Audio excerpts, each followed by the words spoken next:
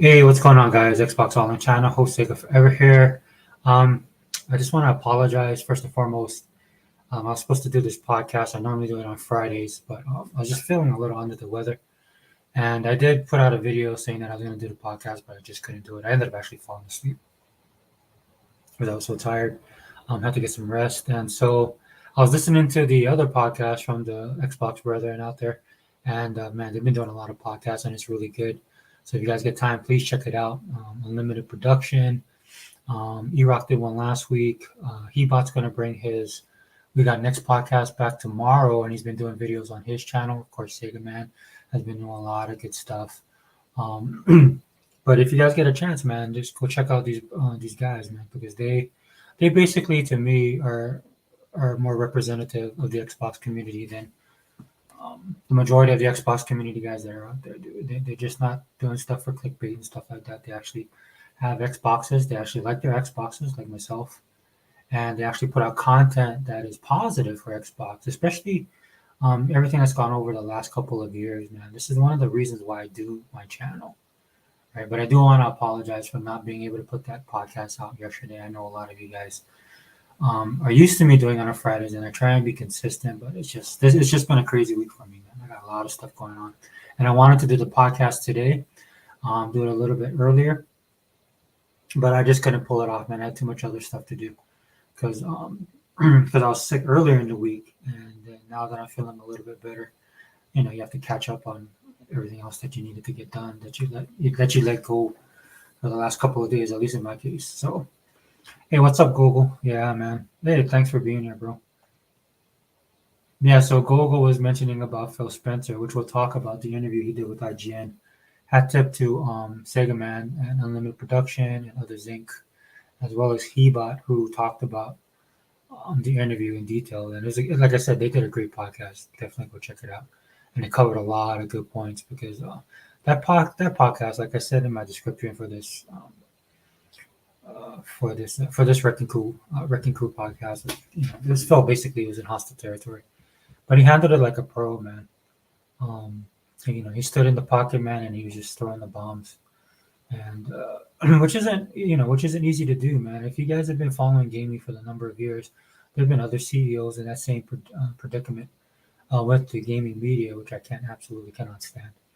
Um, and when you're being called on the carpet and stuff like that, and I'm not saying it's just you know it's a journalist's job to dig and get information and stuff like that. But when you watch, if you guys haven't seen the interview that Phil did on IGN, um, you go watch it, and then you know what we're talking about, and you get a better understanding of what Phil has to deal with, what Xbox and their employees have to deal with, and Microsoft as a whole have to deal with, and what we've been dealing with over the last 10 years as Xbox fans, man. And that's the sad thing about gaming and where it is now. I mean, it's one thing to console war and have fun with it. Hey, what's up, Unlimited? Sorry, brother. I was just kicking off the podcast, dude. Glad you can join. Yeah, man. It's extremely late out here, but I'm gonna join for as long as I can. Yeah, definitely, dude. Yeah, and I do apologize. I was trying to get it done, dude. I was just sick this week. Oh no, you're good. You good, man. You good. I was able to catch you. You did your own views on the show, the big show back on Wednesday. Yeah, I kind of went off on a tangent with Marvel. I don't know why. Because I wanted to do an actual. I wanted to bring back my podcast to start talking about pop culture stuff in general, especially Marvel. Because I had watched the Ant Man. Because look, dude, I have friends that are they're not hardcore comic book fans, but Hmm. they love Marvel and they like the movies. So they talked to me about it and stuff like that. And so one of the guys that I work with was like, "Oh, go check it out." So I did, and I just felt bad because we talked a little bit about it. I was like, "Yeah, okay, maybe but deep down inside, I'm not gonna lie, I was like, "Dude, talk about smoke and mirrors, man." It was just like, and after watching that, I even lost even more hope for Phase Five, dude. I hope I'm wrong. I Hmm. would like to see them pull it together, but if you look at how phases 1 through 3 were, and they Right. had a little bit more of a focus, especially in the trailers, man, you could kind of see what they were going to give you, Right. and they would do some sleight of hand so that it wouldn't ruin the storyline. Right. Um, but man, after seeing the trailer for Thor: Love and Thunder, and then of course, Doctor Strange. Mm-hmm. I pretty much know where we're going with this, dude. It's just not going to be good for me, especially as a fan. So All right. yeah, so sorry. That's why I went on that little tangent at the end. It's just I. And then Kevin Feige did. It's interesting that the two people I follow the most for the companies that I like. One Mm-hmm. being Phil Spencer, who gave a stellar interview, as me and Gogo were talking about. Right. And then you have Kevin Feige, who did the exact opposite.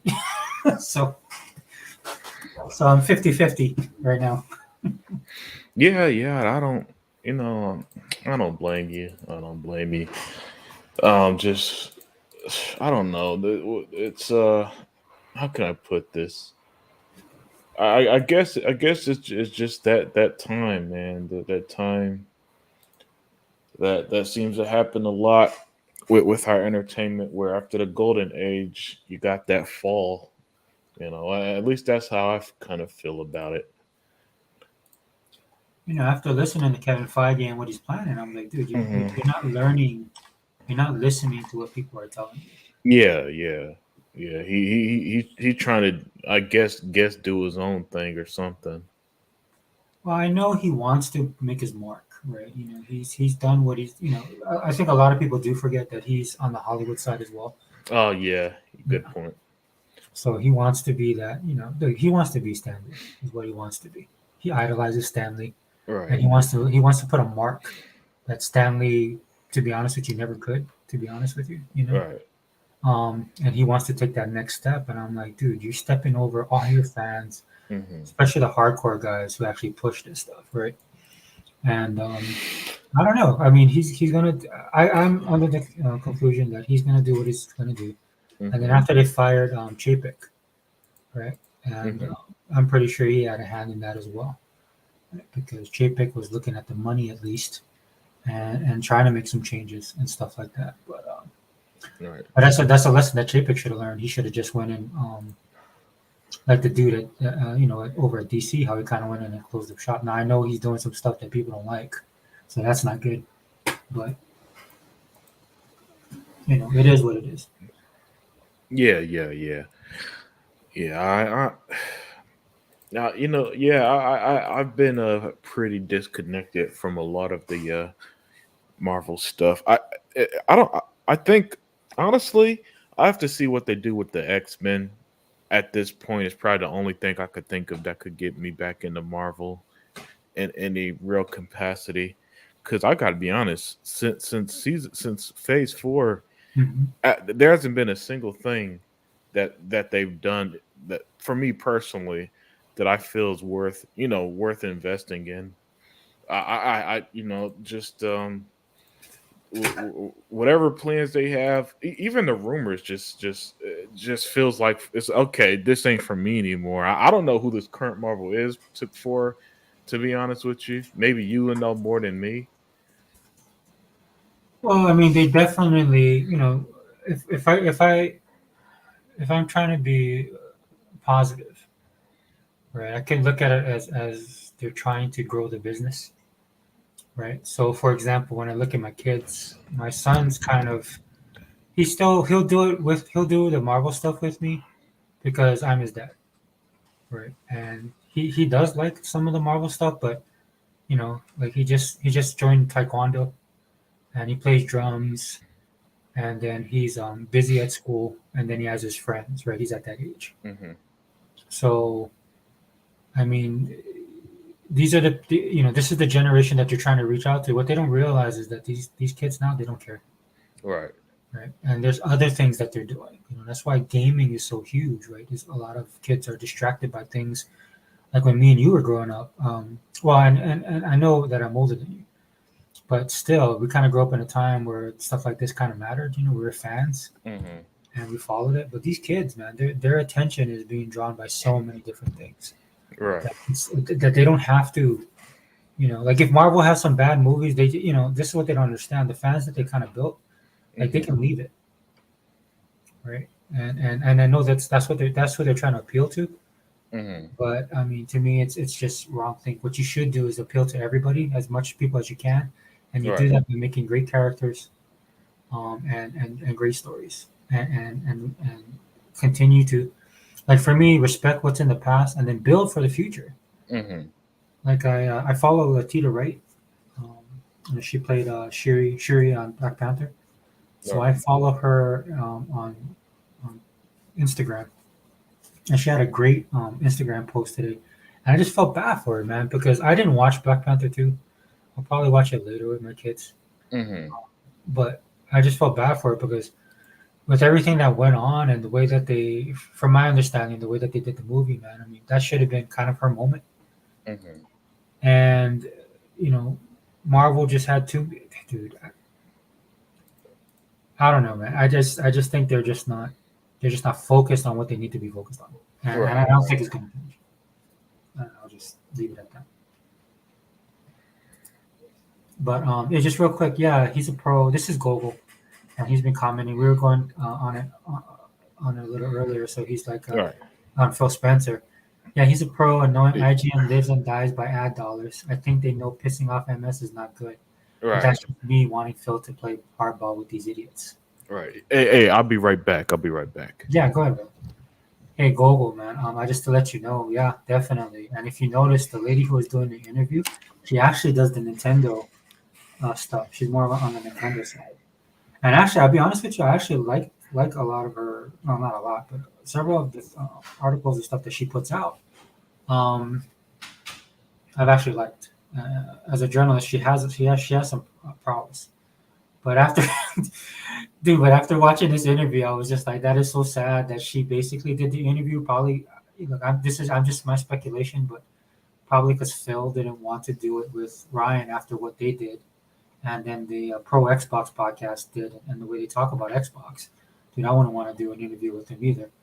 But they probably picked up this lady to do the interview, and then, but like I said in my title, dude, it's just the same old IGN, which which was irritating. Um, I mean, it was a good and bad thing for me. The interview I thought was bad. They basically do the same thing IGN always do when it comes to Xbox. They focus on all the negative, nothing really positive. And the positive about the interview was the way Phil Spencer handled it. I know you talked about that um, earlier.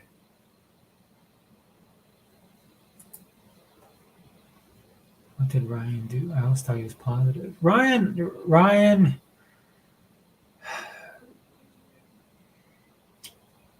So after the Game Awards, which is Jeff, I can't remember his name right now. But after the Game Awards, Ryan didn't like the fact that Microsoft didn't really show anything. And for me personally, if you guys follow me, you guys know I don't care. I don't even watch the show, right? Because you don't technically have to, especially if you're an Xbox guy. You can just wait for the show to finish, and then people will put up all the clips and all the news will be shared. I mean, you can watch everything. You don't have to sit through the entire thing unless you like what they show on the Nintendo and the PlayStation side. For the Xbox side, to me, there was really no reason to watch it, and I haven't been watching it for years. Whereas Ryan McCaffrey was pissed off because Microsoft didn't have a presence there at the show, which I found kind of funny because throughout the entirety of 2022, Microsoft was the only company, and I know Unlimited spoke about this on his podcast and in the videos he's done, and he's talked about it in great detail. How about Microsoft and Xbox were the only one putting on shows during the pandemic, right? They would do their live feeds and stuff like that. They would get hate for it, right? But as an Xbox guy like myself, man, them keeping us in the know, and they're trying to be positive during the lockdowns and stuff like that, and still trying to produce some type of work for their fans and their consumers, which is important. Microsoft tries to do both. Um, they were basically the only ones keeping 2022 alive. If we're going to talk about putting out content on the industry itself, not just Xbox, but on the industry itself. They kept that industry relevant. And then for the award show to come around, and then Ryan McCaffrey, who's supposed to be a pro Xbox guy, he might not have liked the fact that they were there, and maybe he could have talked about it a little bit. But to go on a rant that he did, he made a video speaking specifically on that. And I actually watched it because I knew I was going to speak on it, and I didn't want to get the wrong impression. I tried to give him the benefit of the doubt, but I already knew it was going to be negative, and it was. He sat there and he just poo-pooed Xbox and Microsoft for not being there. Meanwhile, I'm sitting looking at my Game Pass library, wondering how am I going to play every single one of these games. And then I know people say, well, not every game's for me. I don't like exactly, and I'm the same way. In fact, that kind of helps me to kind of look at some games, like maybe just to test them out, like Sega Man does. Sega Man says he downloads every game and at least gives them a chance. Gives every game a chance, and I think that's great. I try and do the same thing. That's why sometimes when you look at some of the games I've been playing, it's just for me to touch on it and see how it is. Because All what I right, end up back. doing, hey, what's up? Welcome back. Because what I end up doing with Game Pass is, like Unlimited just talked about it. Man, hey, Unlimited, you were on fire this week, dude. Thanks for all the content you put out there. I enjoyed every single bit of it. Oh yeah, Especially my pleasure. I was sick just listening to you. So I was like, Oh, yeah. what was that? No, I was happy because I was sick, right? So I couldn't really do Uh, anything. And so I saw you putting out content, man, because I don't listen to a lot of the Xbox guys, dude. I don't watch Bodhi. yeah, I don't watch what's his name, dude.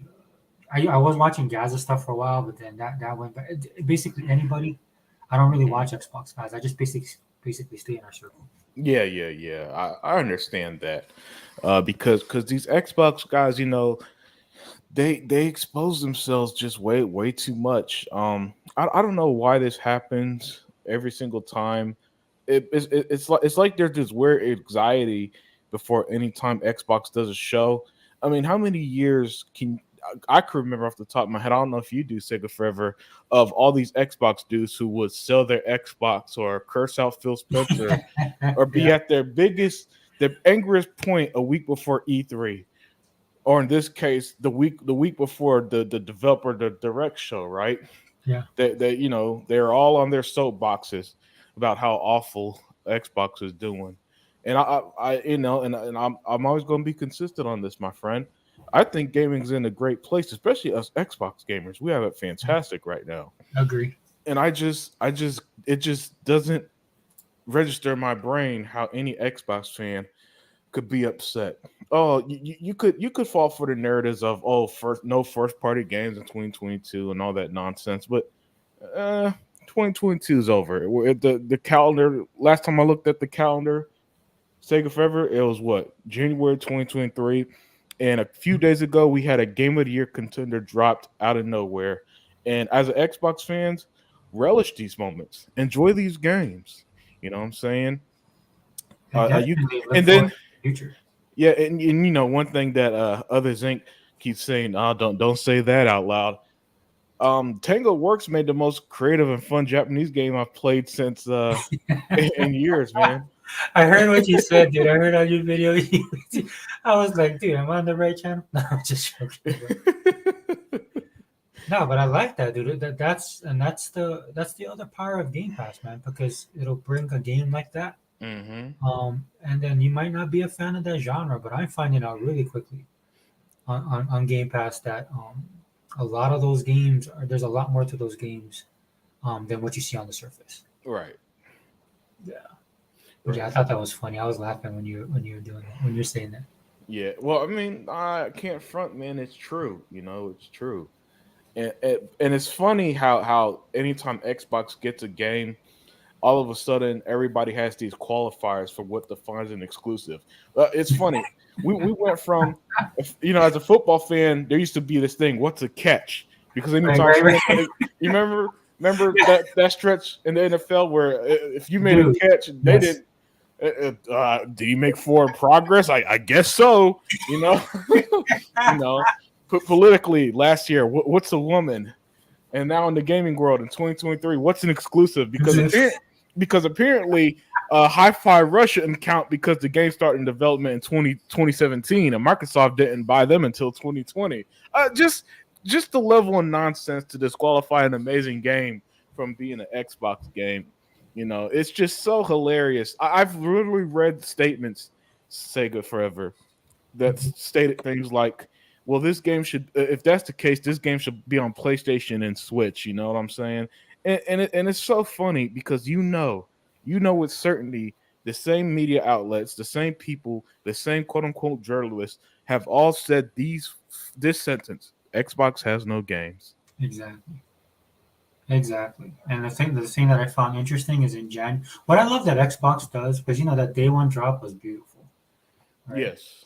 And I was telling Sega Man because I caught his video, um, right before I jumped on and watched you guys. Mm-hmm. Was that the same time? Well, anyway, I saw his video. I'm getting my dates all messed up, but I watched his video where he talked about he thought they're gonna give a drop, a day one drop.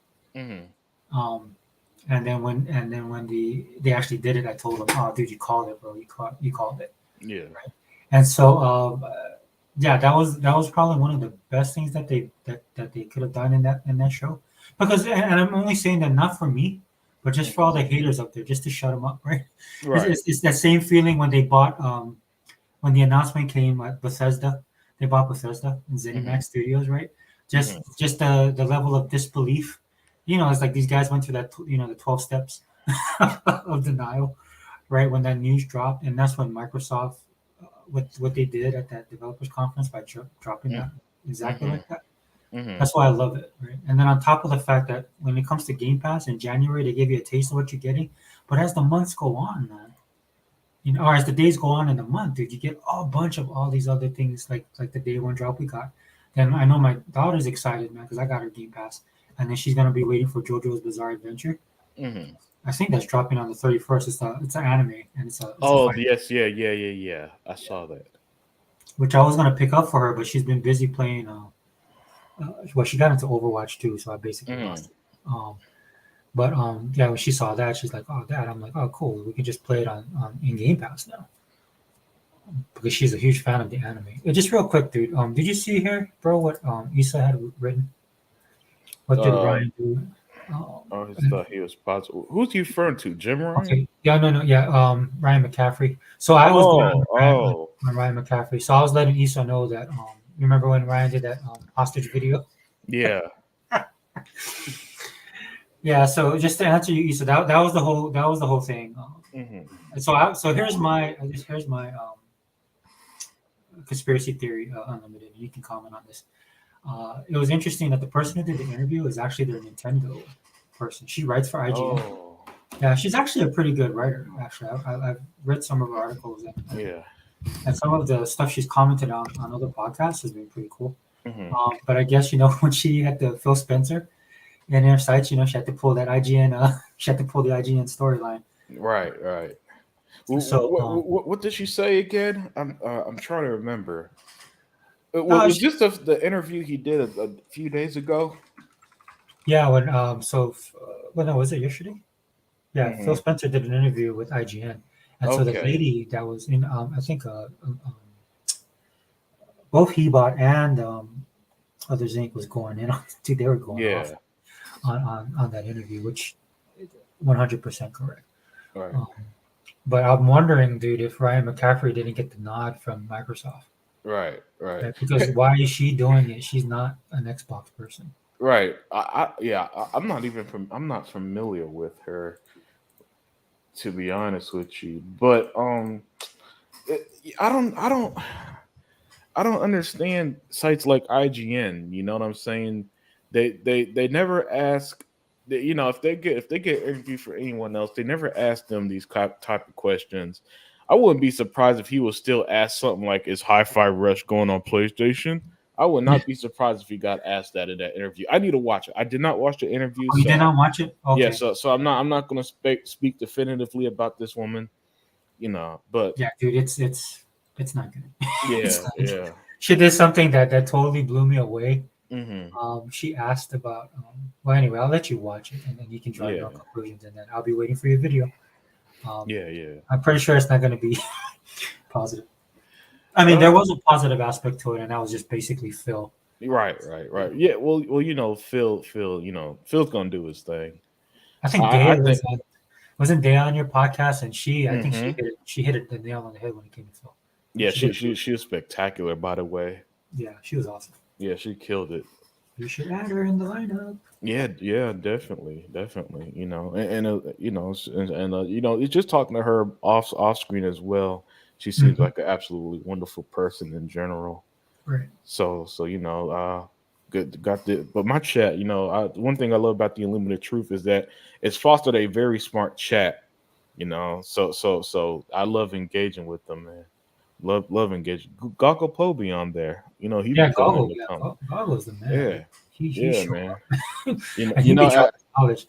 yeah, and 100. 100. The trolls, they'll go to his chat. You know, he light them up. I don't know why they go. I don't know why they go to his chat, but they leave me alone now. 100 loves that stuff, dude. 100 is Yeah, yeah, 100 100 yeah. down to business. I had a small run where trolls will pop in, but now they mostly leave me alone. You know, Yeah, I don't get any heat. You know, like E-Rock or Heatbot would. yeah. We You have the know, power of Hebot. That's why. yeah. Dude, he Unfortunately, draw. Yeah, dude. there'll be people who give Heatbot crap too. Like Heatbot made a video recently, pretty much talking about what he's going to do with what we got next, and someone in the chat called him a slob and all this other stuff. Oh yeah, dude. And it's just like Jesus, man. No, it's been like, dude, he's been a magnet for these dudes, man. And I Yeah. feel bad because it's like it gets decovered. Like, because there's like some stuff that Hebot talks about, like, and I'm like, Hmm. dude, I'm way worse than Hebot. Right. And when I say, dude, I'm like a scorched earth kind of guy. But at the Right. same time, I don't do as much content as he does. So, and I just think it's his personality as well, man. He has a strong, Hmm. everybody, like that, dude. That's why with your unlimited truth, right? You do the unlimited truth, Right. and then you're gonna get your haters, man, because you're gonna spit facts, and people hate that, dude. It's like Yeah. kryptonite Yeah. to these dudes. They'd be like, ah, Because everybody else lies to him. yeah, they do. You know. Well, and they lie to themselves. They don't want to be challenged, and that's the sad part. Yeah. But yeah, this how Google said, man. Yeah, you had great content this week, bro. Good job. Ah, thanks. It Yeah, was yeah. awesome. And then last night I did a late stream because I No, I felt, saw it. Yeah, I heard yeah, that today. I was listening today. I was like, man, dude, look at this dude. Man. yeah, I fell asleep after work. So when I got up and saw that thread, it was so hilarious that I couldn't pass it up because the level and then well, it's funny. At the end of it, turned out the guy who started the thread played the game on Game Pass anyway. Yeah, I heard you say. Yeah, I'll And show these guys. I'll show these yeah, guys. and it kind of hit me that a lot of these guys do that.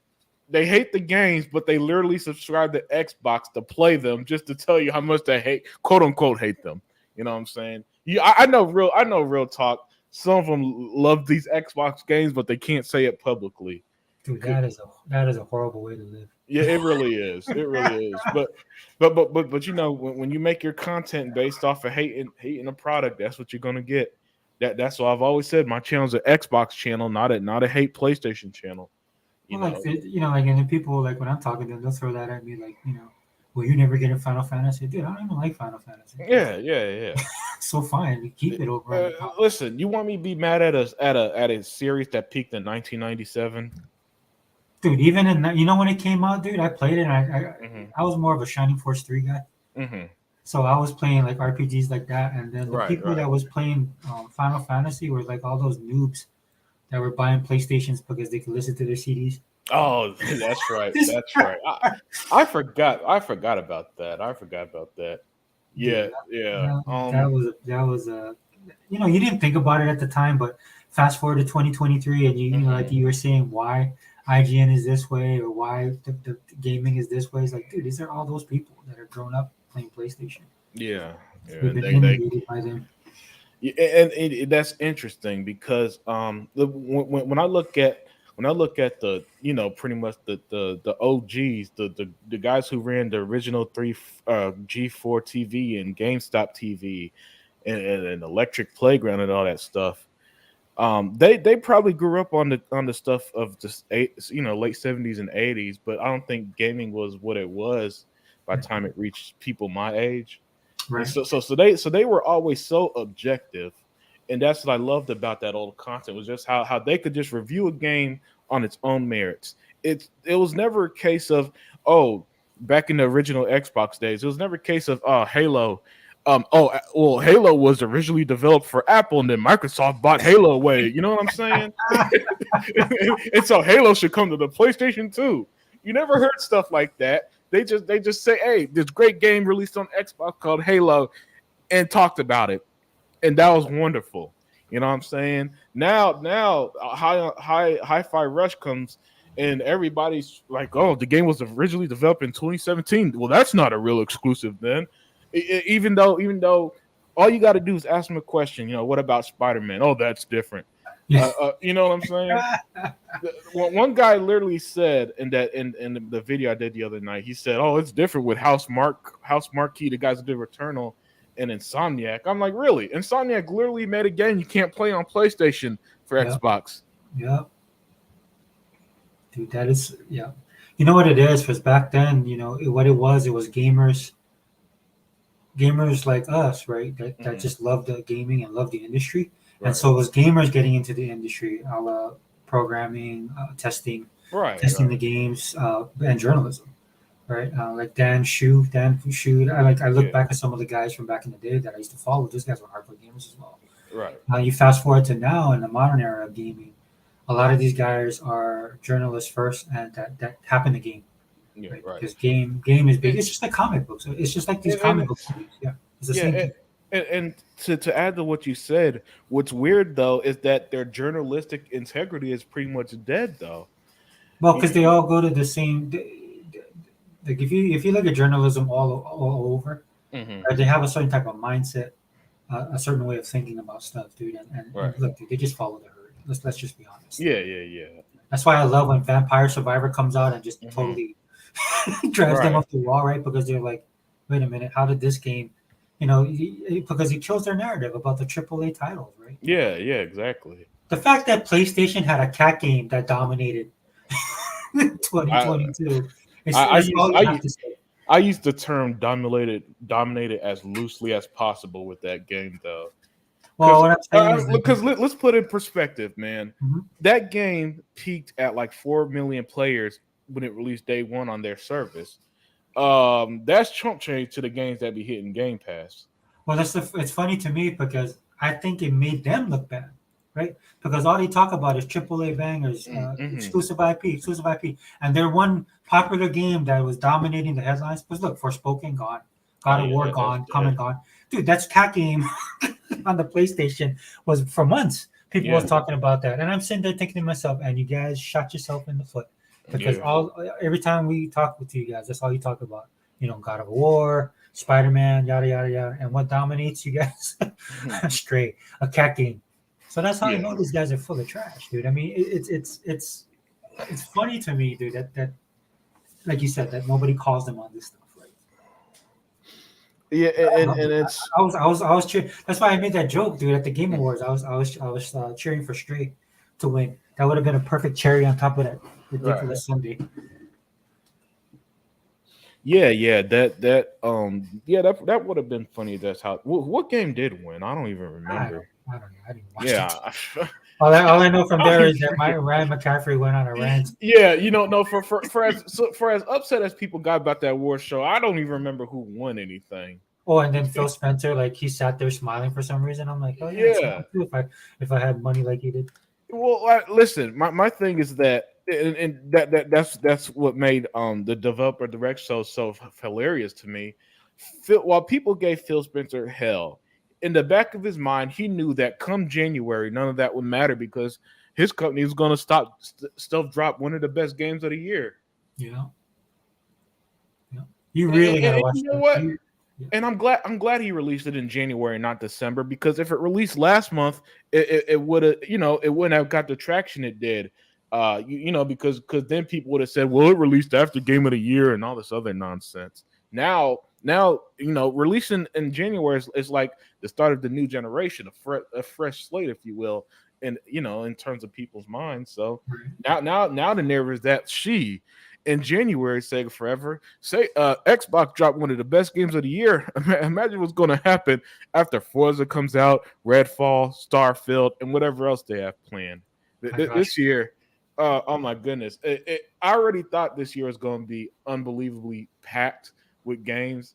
But the fact that Microsoft shadow dropped one on us just add to that of how I don't know how I'm gonna approach this year, man. I just got to play what I'm interested in and unfortunately miss out on what doesn't. Dude, all I say is that Forza looks spooky good, man. Yeah. I was watching that video. I was like, dude, this game looks like it does look next level. Just real quick, hey Issa, sorry man, we'll get to the chat real fast. Oh yeah. According to Twitter, Xbox is not allowed to have exclusives. Yeah. First party Microsoft funded game is not allowed to develop exclusives. Wait till they hear about Starfield. Exactly. Yeah, I yeah. remember that. I think you're talking about that when you're talking about the that salty stream or that salty Hmm. was that on That Twitter you pulled that from? Was that uh Red Dragon? no, no, no. Well, no, it was from a site called Icon Era. I never heard of it until now, All but right. it was some site called Icon Era, and whoever created the thread was quoting the Red Dragon, right? Oh And yeah. so pretty much the narrative was that Hi-Fi Rush was stolen from PlayStation from Microsoft buying Bethesda and quote unquote paying to keep the game off PlayStation, which it does, which it's so weird to me because imagine Sega Forever, somebody walks into your house and say, you can't drive your car, and your car don't belong to you. It belongs to the guy who designed it. You know what I'm saying? It's Exactly. like, no, I paid for the car. It's my car. And that's how it is with Bethesda. Microsoft paid for Bethesda. I don't care. I don't care if a game first came out in 1979, right? The fact that Microsoft owns Bethesda, they could do whatever they want with these games. Exactly. And they know this because if PlayStation owned Bethesda, we'd never hear the end of it. Yeah. Starfield would be the greatest RPG to ever exist in humankind. Instead of this weird narrative they do now, where Bethesda needs to prove themselves, which is just so crazy to me. Well, I stopped believing the PlayStation guys ever since Sunset Overdrive, right? Hmm. So the thing with Sunset Overdrive that got me, right? Because this is back when I was still, I'm a Sega fan at heart, Right. right? But I made my choice to go with Xbox because when I looked at the one and what they were bringing, right? I say this on my videos and I'll keep on saying this. I am one of those people that wanted the all-in-one box Right. because as if you guys listen to my podcast when I'm running all over the place talking about stuff I shouldn't be talking about, right? Right. That doesn't even go with the description of the video, which I Hmm. should work on. But that's how I consume my entertainment, right? Movies, anime, Hmm. animation, video games. So for me, what I was hoping from Xbox, I liked what they were gonna do because I wanted that all-in-one experience, which they were taking what the 360 or had already done, Hmm. but just in small doses, and they were going to expand on it. So I had made my decision to do it, and then when I saw the lineup of games, right, especially Killer Instinct was the one that sold me. Um, so when I saw that, dude, I was all on board. And what blew me away was that when it started getting hate, and then I saw Sunset Overdrive, Hmm. which was done by a studio that works very closely with Sony Right. on the content they produce. And when I saw Sunset Overdrive, okay, I was like, it's over, dude. This is basically a PlayStation game on the Xbox.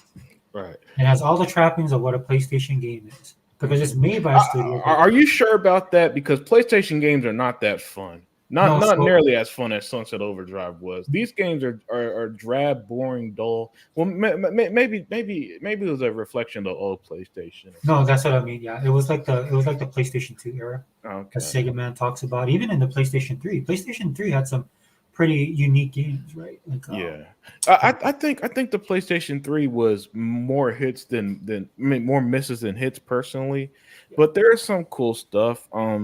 Heavenly Blade, I remember being right, okay. right. There was this one game where they had where you played this basically like a prospector kind of thing. Hmm. Like your dad was a sheriff, Hmm. and then he gets murdered, and then you inherit the farm, and then people are trying to kick you off. Yeah, And then basically it was an action slash tower defense game, and I've never seen that combination ever before, and I love that game. I wish I remember the name of it. yeah, And it's basically these guys, these big corporations trying to take you out, man, and you have to defend your homestead because they made it like a Wild West kind of thing. right. And it was games like that they did. But what ended up happening over time is they shut down all their studios, which nobody talks about. And we talked about this in our podcast ad nauseum, right? Right. About how everybody talks about when Microsoft something, like the employees that they had to let go. It becomes big news, but nobody talks about the impact that PlayStation had on the gaming industry when they shut down all their studios because they were making stuff that was, and I'm talking, this is the older PlayStation. Um, that's like the stuff like Jaffrey would do, Twisted Metal Black, and then they were like the indie darling type and stuff. But of course, all of that was smoke and mirrors, right? And so when I speak on Sunset Overdrive, that's the kind of feel it had, like the old PlayStation. But Right. then what PlayStation is now is, man, they're just going for those big haymakers, and Hmm. that's why they're in trouble, man. They're in Yeah. trouble because they bet the farm on that stuff. And Place. oh, Yeah. go ahead. Sorry to cut you off, but PlayStation would legitimately be a lot better if they had more hi-fi rushes, if they had more high on lives. Just fun games instead of these quote unquote blockbusters. I personally call them the Oscar bait of gaming Yeah, because yeah, they're good for at their they trick the people, the reviewers and Game Award people into thinking the games are quality. But then if when you play them, they're so shallow, they're so boring, they're so typical. Typical, I think, should be used for Sony games now because whenever I feel like I play a Sony game, I felt like I played it a million times before, and that's a terrible feeling. The feeling I got playing Hi-Fi Rush was, whoa, this is a new adventure. And then the rhythm gameplay has me focusing on timing with my attacks instead of just button mashing. That I think many people probably would have approached the game as if it didn't have the rhythm aspects to it, right? yeah. Then I unlock more combos, and now I want to hit the combos so I could see Peppermint do her special abilities, or the black guy I just unlocked, Macaron, I believe his name is. Oh, the Then big dude, right? He's like yeah, a yeah, yeah. what is he like? He's Does he like play like a tank? he's like a teddy bear, really. Yeah, He's like this sweetheart of a guy, right? And he don't want to fight, but it's like, but he kind of has to. But he's powerful. So when you unlock him, so when you hit RT to do his ability, he wrecks these big machines up, and then that allows you to be able to attack them and do damage, right? right, right. You know, I eventually I'll get the robot's ability too, Cinnamon. I haven't. I think I'm about to get him in the next level because last time I played a couple hours ago, I took down Zonzo. I think that guy's name was, Mhm. and then I got captured by another person in that corporation. But the point is, it's an extremely fun game, likable characters. I think the likable characters are kind of underrated. It reminds me of this might be a very similar thing you'll hear a lot of a Saturday morning cartoon in the sense that you got these every character is like this over the top almost caricature, but they're so damn likable you get into it. You know what I'm saying? Yeah, yeah. And Yeah, that's, like that's the impression the trailer was giving. yeah, man. I could see myself waking up on Saturday mornings to watch something that looks like, you know what I'm saying, that looks Yeah, like yeah, that. yeah. It has that vibe to it, right? Yeah, yeah. I love the banter between the head of Tango, I can't remember, Murakami, Yes, yeah, and yeah. then like the guy that was Johansson, I think it was his name, right? That was a Hmm. kind of cool little bit that they did, which I thought was cool. Hey, just real quick, hey, sorry about this unlimited spoiler alert.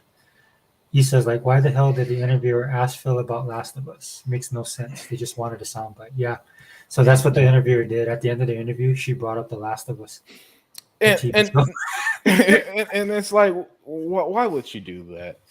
You I mean, know, we kind of know why, but still, like, yeah, you can't yeah, believe I what know. happens. But it's just that's one of the things that drives people crazy, especially Xbox community. That's one of the things that drive us crazy Hmm. because there's find me that Jim Ryan article where they asked him about the Halo show.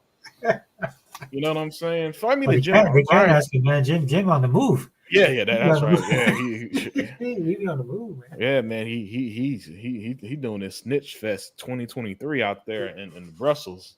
Dude, with that, I bet you, I'd love to see his frequent fire miles, dude. He could probably circle the globe for I frequent know, I days. know. I see why Sony don't do shows. They too busy trying to stop this Activision deal, man. Yeah, they're going to fail, But I guess more power to them. Dude, when I saw, I mean, you could see it going in that direction. And when she did it, dude, I was just like, I'm like, Jesus, I'm done. I'm out. I'm like, I'm Right? done. I'm Yeah, done. yeah, yeah. That stuff makes you want to unsubscribe and not and not follow them and all this other stuff when you see stuff like that. No nobody wants to. I don't go to a Phil Spencer interview for The Last of Us. Come on now. Yeah. Talk about Starfield. Talk about your plans for 2023. Talk about anything Xbox related. I'd rather him be asked more Activision deal questions, and I know those are probably getting tiring for him than Well, than yeah, than man. that. Yeah, they talked about that too. So what you need to do, Unlimited. So I don't want to spoil it for, you, but please watch it, man. And Yeah, yeah. I'm gonna have to it's, check it out. Hebot and Zinc was awesome on the podcast. Yeah. Well, I did hear. I listened to the Sega Man show and heard Hebot got fired up over it. But I just haven't. Another thing, he keeps getting asked about quote unquote Xbox disappointment in 2022. Yeah. And it's like, are we stuck in a time loop? Does January 1st just not happen anymore or something? Why are they asking about last year? We've moved on. We literally have a new game that we're playing right now. I don't care about 2022 lineup. All right. It's almost like Deathloop, but not as fun. So yeah. Dude, dude, you know what I learned about Other Zinc today? I've been listening to him on the podcast. I learned this about Other Zinc. I'm never going to tell him anything, right? Because that dude has a memory on him. Because he was bringing up various parts of the and it was funny because he was bringing up like specific parts of the interview, like he was recalling it, man, and basically putting it out there, and that's where, and it was just riling Hebot was just getting pissed, dude. So they was just playing off of each other.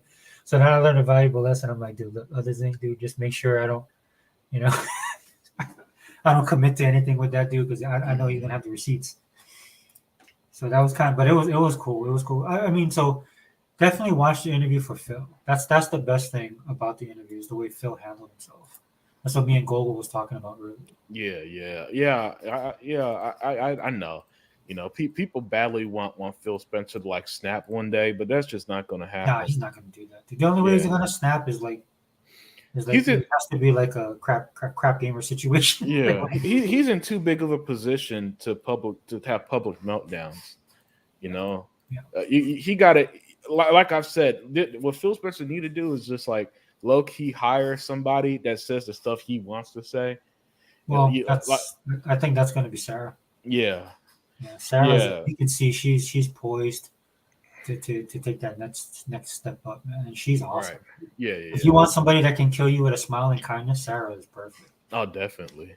And they can't say anything. You know what it reminded me of when Dale was on the show with you. Just being able to speak. Right. As also not just with the kind of a wink and a smile, but also the knowledge of actually being a gamer helps. Exactly. That's what I get a lot from Sarah, dude. So yeah, so when Phil takes that, I already know he's the head of Xbox games, but I'm pretty sure once everything kicks in, especially on the that they're pushing the what do they call that? The cloud stuff. Oh, the cloud and all that. Yeah.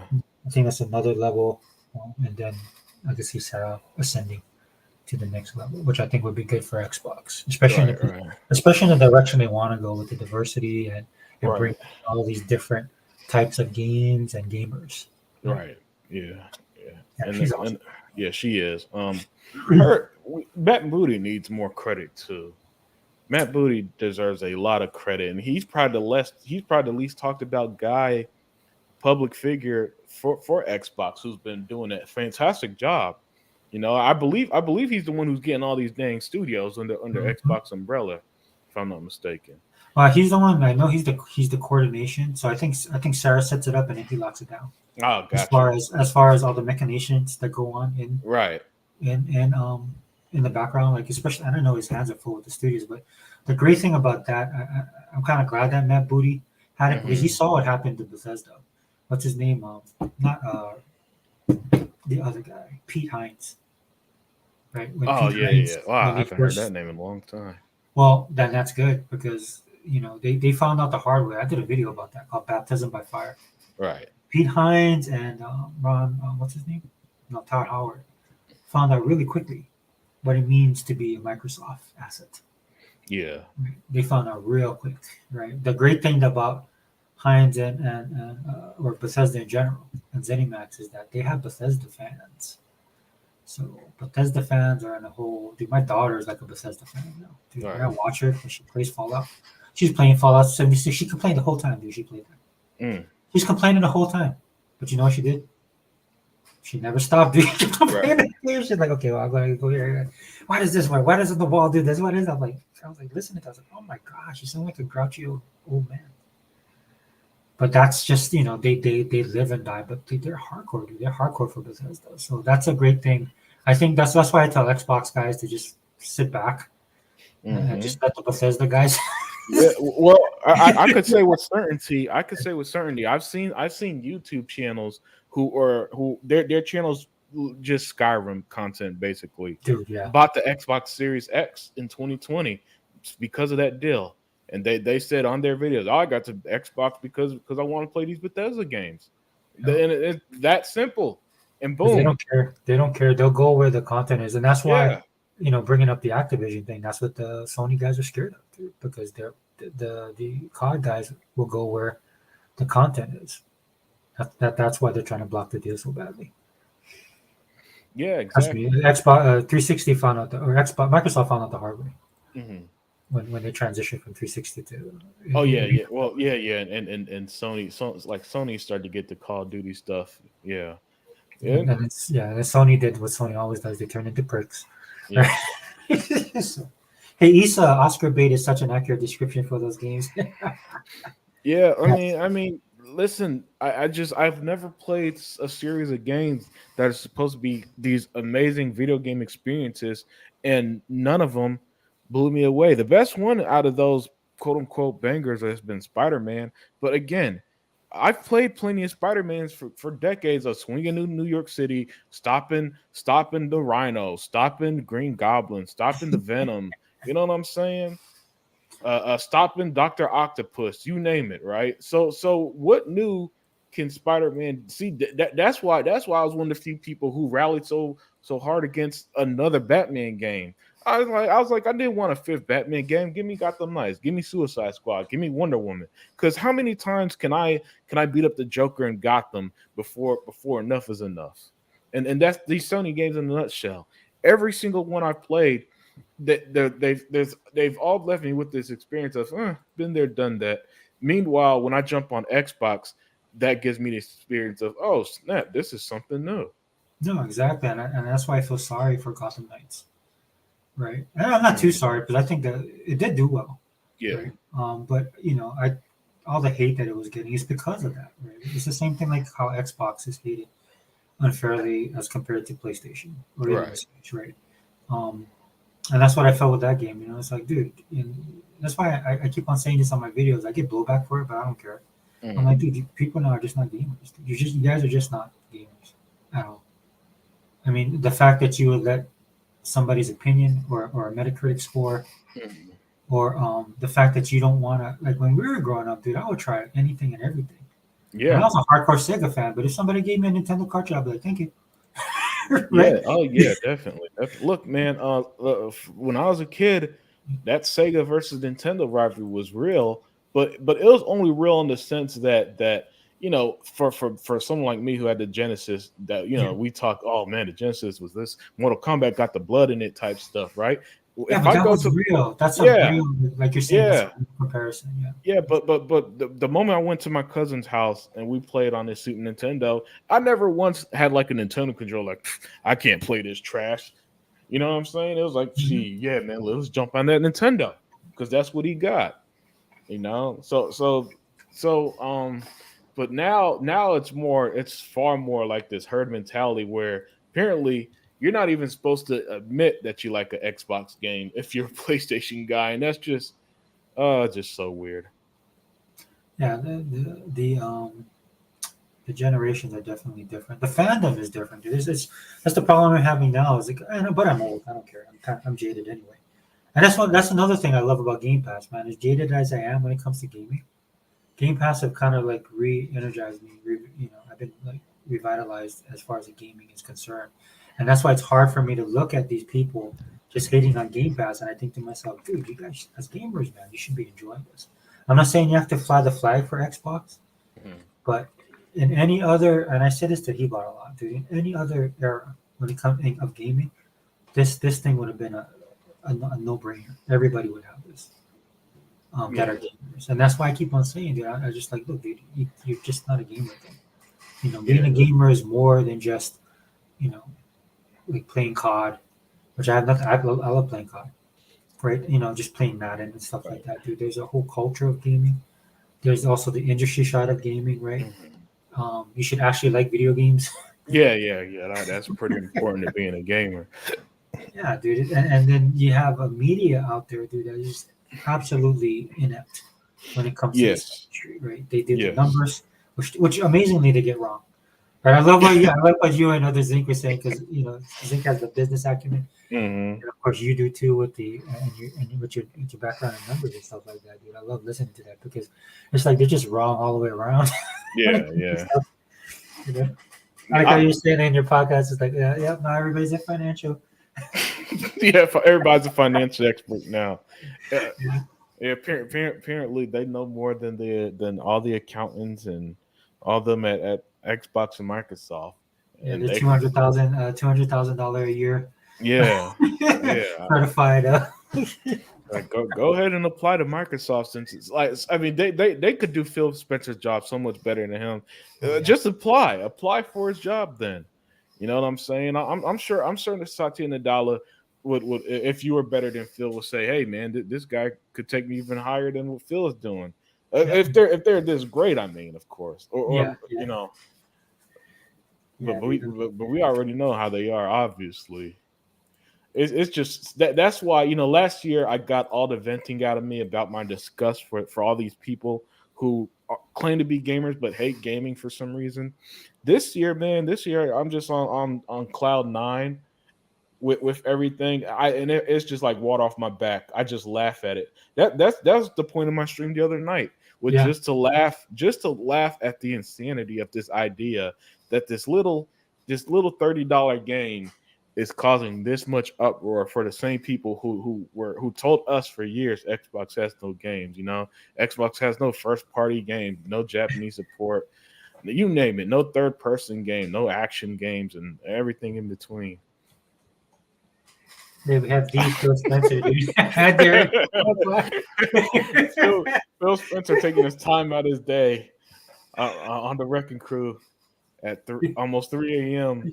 Central Time, saying, "I dare anyone to apply." Dang straight, Phil.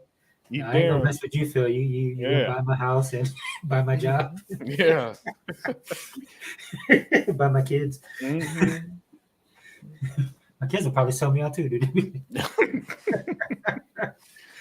Yeah, okay, man. Oh You man. gotta go. No, dude. It's funny, man, because we talk about Sega Man and how much more kind of aggressive, what an Hmm. influence you guys have been on him, and how he's become more talkative and more aggressive. Dude, like you had a stint last year of like 6 months, dude, where you was just basically just going off. And then in the podcast, how you're coming out more, you know what I mean? Right. Yeah, so it was, yeah, dude, that's why. And that's another thing too for me too, man. I'm just like, yeah, dude, we need that kind of fire, dude, because we ain't getting it Hmm. in this community, man. Yeah, yeah. Dudes are so wishy washy and they flip flop every. Dude, it's just just a minute thing to happen, man. These people lose their minds and then they make their Right. videos. It's sickening, dude. I'm just like, yeah, I Yeah, I can't. mean, ideally, I would want the gaming media to be just this objective media that just reported stuff, had fun with the gaming stuff, instead of and don't do stuff like Ryan McCaffrey when he interviewed Phil Spencer. Man, that PlayStation 4 is a beast. Or this lady who's apparently asking Phil Spencer about the Last of Us TV show, like he sits there and watches it or cares about it. You know what I'm saying? And I guarantee Phil gave some political answer, some real non. It was the non. I guarantee his answer was probably some non-answer, like, I, well, the show's a quality show, and I'm sure they did a good job. Because Dude, he gave. I'll say this, bro. He gave a great answer. He gave a great oh, answer. Yeah, oh, you I need to. definitely go watch this interview. Yeah. Yeah, I need to see that. Yeah, my favorite Phil Spencer interview of all time, though, is still the one after they got Bethesda, and he was asked, "Don't you need Sony's money?" Said no. There were okay. I won't. I was gonna spoil. I'm just watched it. I'll just say that. Just watch the interview. Dude, but Yeah, I'll say this. As I watched him with that interview, dude, I just was like, dude, the Steelers could use you right now in that pocket. yeah. You just sat in that pocket, dude, and you're just like firing. Yeah, man. I was like, dude, the Steelers could use you right now, man. You might have made it to the playoffs. Hey, man. Phil knows how to juggle him now. He's been there. It's been 9 years since he's been head of Xbox, Yeah. and I know he's been there since he was like 18 or something crazy. So he knows the game. Yeah. See, You know. Gogo. Yeah, Gogo. It was a good dude. He was in true form, man. He was Yeah, he yeah, was he was yeah. like Zen. He was like the Avatar. Mhm. When he goes into his Zen state, man. He Yeah, has all yeah, that, yeah, yeah. the season Yeah, finale. the Avatar state when he Yeah, the whipped up Avatar when he state. whipped Ozai. What that was his name, Ozai, I believe. It's been so long since. Fantastic cartoon though. Yeah, dude, I actually bought it. Yeah, I don't blame you. I don't blame you. That show was amazing. Yeah, so but yeah, that's what Phil was, dude. He was in that Avatar state, man. Yeah, yeah, I This is- bet. Oh, yeah, that I know that was a good interview. Then, yeah, whenever Phil hits the Avatar state in them interviews, you get the good stuff. yeah. And you could. I always like the interviews. My favorite interviews are the ones that piss people off because when you go and watch it or read it, Yeah. the answers Phil gives are always so understandable. Like if you just was an impartial person reading a random Phil Spencer interview, he's like, oh, okay, yeah, this guy knows his stuff. I okay, good interview, right? And yet something as simple as saying that they don't need Sony money could just enrage everybody for a month. And I think that's fantastic. Well, it's oh, so you see Gogo. Hey Phil, Gogo's saying that you had your answer was good. Yeah. Hey, yeah, Phil. Thanks for the great interview, man. Yeah, Phil, you're the man, dude. Yeah, Now, can yeah. you work out now? Yeah. I don't even know. I wouldn't even know what to request anymore because I'm good. We got the RPGs for people like me. We got another thing I like about Hi-Fi Rush, it's not a super long game. So I think people who are on time crunches like you or Hebot would be able to get through it, instead. Because I know with longer games, it could be a bit too much of an investment when you got so much going on, but Xbox has so much variety. I think you're good no matter what you like, basically. I think the problem I'll have with the game Mm-hmm. is with games like that. I do the same thing with Rise. Mm-hmm. Like I just kept on replaying it because it has that combo element. Yeah. And dude, there was a time I was just constantly playing Rise. In fact, I was like the top in my. I never really pay attention to that, but in my Uh-huh. group of Uh-huh. friends on the list, I was like number one. Because what I would do is I was trying to unlock all the combos, Right. like all the kill sequences. Like when you put Yeah. the wall. Yeah. So when I looked at what's it called? High res. What's the name of the The game? studio who made it? No. The game that you're talking about. Oh, Hi-Fi Rush. You know what? Because I got high fidelity in my mind, or not high fidelity, but high on life. Yeah. Dude, I'm all over the place. But yeah, so when I was looking at that game, right, and I know you did the playthrough, right? Mm-hmm. And Well, yeah, I'm still doing a playthrough. Yeah. Well, to me, when I saw that, I was like, dude, this could be the replayability, the replay factor for somebody like me who likes those kind of games would be to see if I can like do multiple combos and hit every single one. Yeah, it's definitely that type of game. Yeah. Definitely. So that's another thing that they don't talk about or give. This is why I don't think these guys play the games, because there's so many games in Game Pass that have high replayability factor. Right? Even if it's long or short, dude, and that's the thing, dude. The variety when like even Dave talks about variety, right, on your podcast, the layers, when it comes to the variety, man. Whether it be a story driven, with alternate routes that you can finish, right? Yep.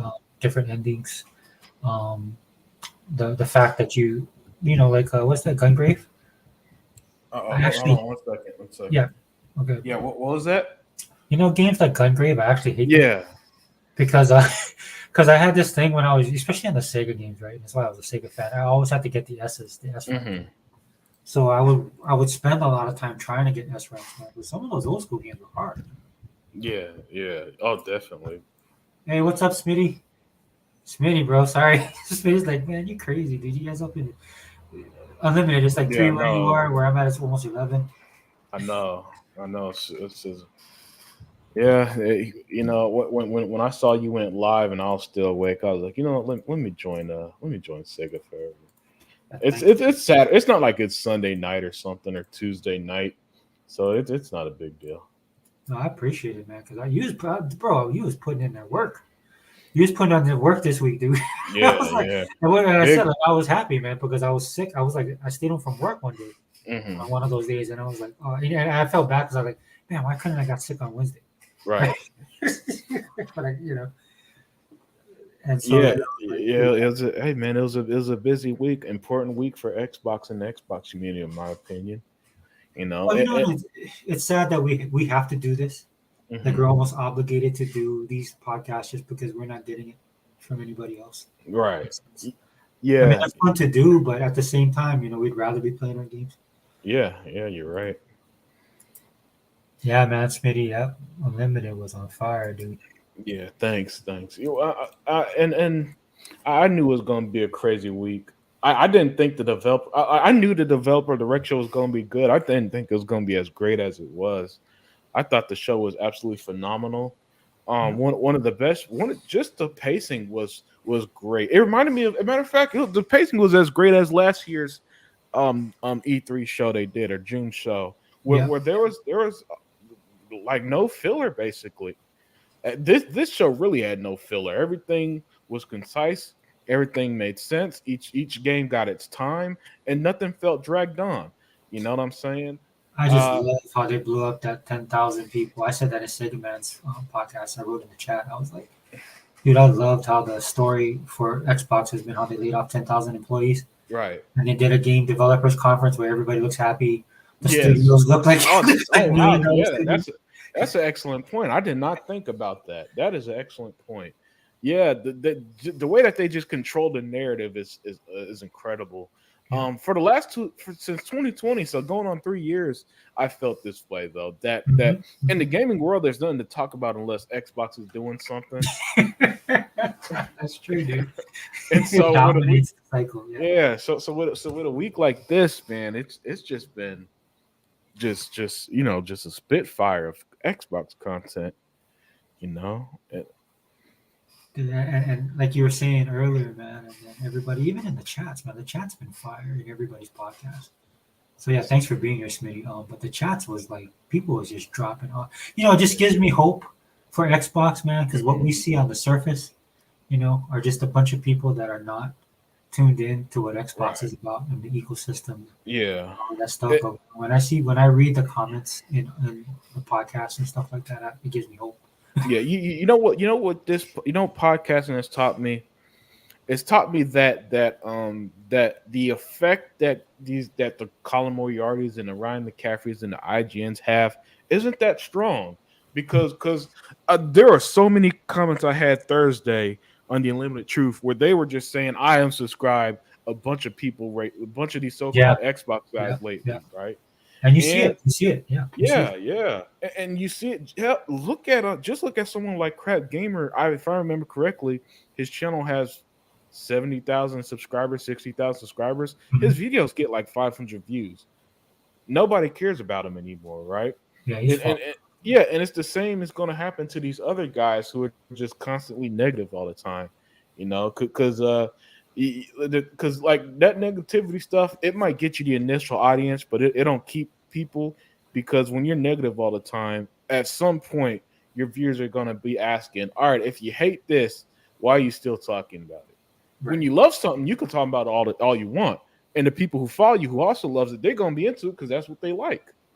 Dude, the only thing I wanted to talk about this too. The only thing that happened good for Microsoft Mhm. was you know that they want to do the power save feature, Yeah. Okay. right? Yeah. And so I was laughing because like people were like, "Well, what is this, Microsoft? What are you gonna?" And they started hating them. But then Fox News threw him a biscuit. Fox News said reported on, and all of a sudden everybody was like, "Oh!" They started attacking Fox News Right. and then standing up for Microsoft. And I was like, I thought it was funny because I was like, oh, man, that's probably the only time that Microsoft is gonna get positive Yeah. press Yeah. I know. from this gaming media. Yeah, well, to be fair, it was pretty because when I went to I saw the power settings and it was none to me. I just put it back on the one the I think it's standby whatever mode where it does automatic updates and all that stuff while you have the console on. You know, Yeah. because my thing on the environment is simple. I'm one man, and my impact on the environment it ain't that big of a deal. You know, so that's stuff like that. You know, if you want to do it, go ahead and do it. But it means nothing to me. Well, I I could see what was gonna happen, right? It's because it's the same thing yeah. like Disney, right? Disney will say all these things, right? And Mhm. then you find out that they have Uyghur Muslims in an internment Yeah. camp. Right. Yeah, exactly. They're working with China, and then that's one of the locations. So eventually, what people would have done is they would have started digging up on stuff on Microsoft, right? But because of the Fox News angle, right, it basically like saved them from doing that. Because I'm like you, bro. I mean, I'm just like, look, if you're gonna do that kind of stuff, and I know Hebot talks about this a lot, and Mhm. I know we've been talking about a lot on the other podcasts as well. I mean, there's a level of like what does NWO Prime says, man? I can't think of the word he uses, but there's just a level of awareness that you must have, Right. as a big corporation. Though I will say that Microsoft, I mean, they do stuff that I don't agree with, Mhm. whether it's business, whether it's their ideology and stuff like that. But one thing I do Mhm. say is that at least they don't try and force it down your throat like other companies, Disney, right? Or like what Netflix tried to do, right? They were trying to get political and stuff like that, and they Yeah. lost some subscribers, and then the economy went bad, and Netflix was like, okay, let's just put out content. Right. Yeah. I mean, that's the people are here for the content, not to be preached to Yeah, about some social issue they might kind of care about. Because I think that's how most people see the environment stuff. It's like, yeah, I'm not gonna throw trash out my car window or nothing.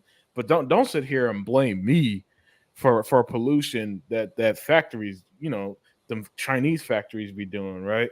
yeah, That's my thing on stuff like that. It don't really matter if they did, if they do this stuff like just lightly, but I don't like that fake in your face corporate. Because why would a corporation care about social issues? That's always been my thing. And I had a debate with somebody. I kind of debated a little bit with somebody who said, well, people, especially young people, they when they see a corporation support this, and this, they're more likely to be good employees. And I'm like, again, what reason does why does a corporation care about like racism, for example? The corporation don't a corporation doesn't wake up one day and be like, wow, I've been racist my whole life, I need to change. No, man. That's for the actual racist people to confront that type of stuff. So look, that dude, that's that, that I'm not, I'm not a racial person. I don't think yeah. I'm race, but there's a particular race that is concerned about that, and I'll just leave it at that. Yeah. Because we deal with it here. Like, I'm in Hawaii, dude, and then, like we Mhm. dealing with it here, right? And they're all about the environment. And you know what happened? A volcano erupted Mhm. that hadn't erupted in like 30, 40 years, Right. right? And it like took out a lot of people, like where people live and all this kind of stuff, damaged roads and stuff. And all of a sudden, people Mhm. was like, "Oh, screw Mother Nature," because I'm being facetious. I'm joking about it, right? But because the reality of it is that nature is nature, man. The earth is the earth, right? Yeah.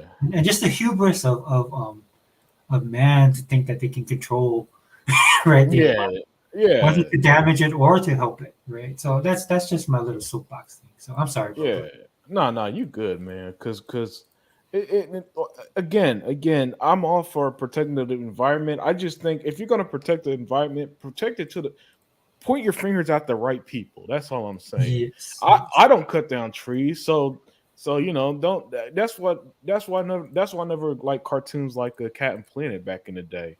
Yeah. Because that was the message of Cat and Planet. It's like, oh, you're terrible. If we come together and stop and plant trees, it's like, dude, I don't run a lumberjack company. What are you mad at me for? Take that vitriol somewhere else. You And know I what I'm remember saying? watching that, and as soon as they said heart, I'm like, I'm out. Yeah. Oh yeah.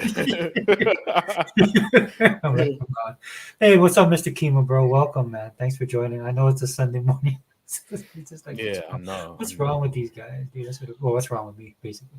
Yeah. Yeah, Mr. Kima, man. Thanks for being there, dude. I love seeing you in the chat, bro. It's Oh just, yeah. I wish that the Zinc was here, man. He could represent the chat Yeah, too. man. Zinc. But Zinc. He probably knocked out too, like Yeah, everybody dude. should be. Yeah, I'm It's surprised you with me, man. I appreciate it. yeah. No, I'm not gonna lie. I'm probably gonna call the night shortly. Yeah, I'm yeah, yeah, yeah. tired. Yeah, we can Yeah. wrap it up in a couple minutes. I mean, I pretty much covered everything. But Right. just to look, just the green thing, just for the whole green thing, I just wanted to touch Hmm. on that because I thought that was funny. Because when I see people, some of the Xbox guys starting to say, "Oh, now the media actually likes us now." No, they don't. Yeah, yeah. No, They still hate I Xbox, but they hate Fox News even more. So yeah, don't. exactly. Yeah, Yeah, don't, don't get don't your hopes up. listen. Listen. Who people hate politically is going to trump everything. All Yes, right, yes. don't cross the line to politics. I wouldn't personally because I don't got time to be arguing over that. That's a different animal. Yeah, dude, we got too much to focus on in this gaming Yeah, craziness, dude. Look at Smitty. It's because people are tired of the BS. People are starting to wake up and think for themselves, and it's about damn time. Yep, Smitty, yeah, 100%, bro.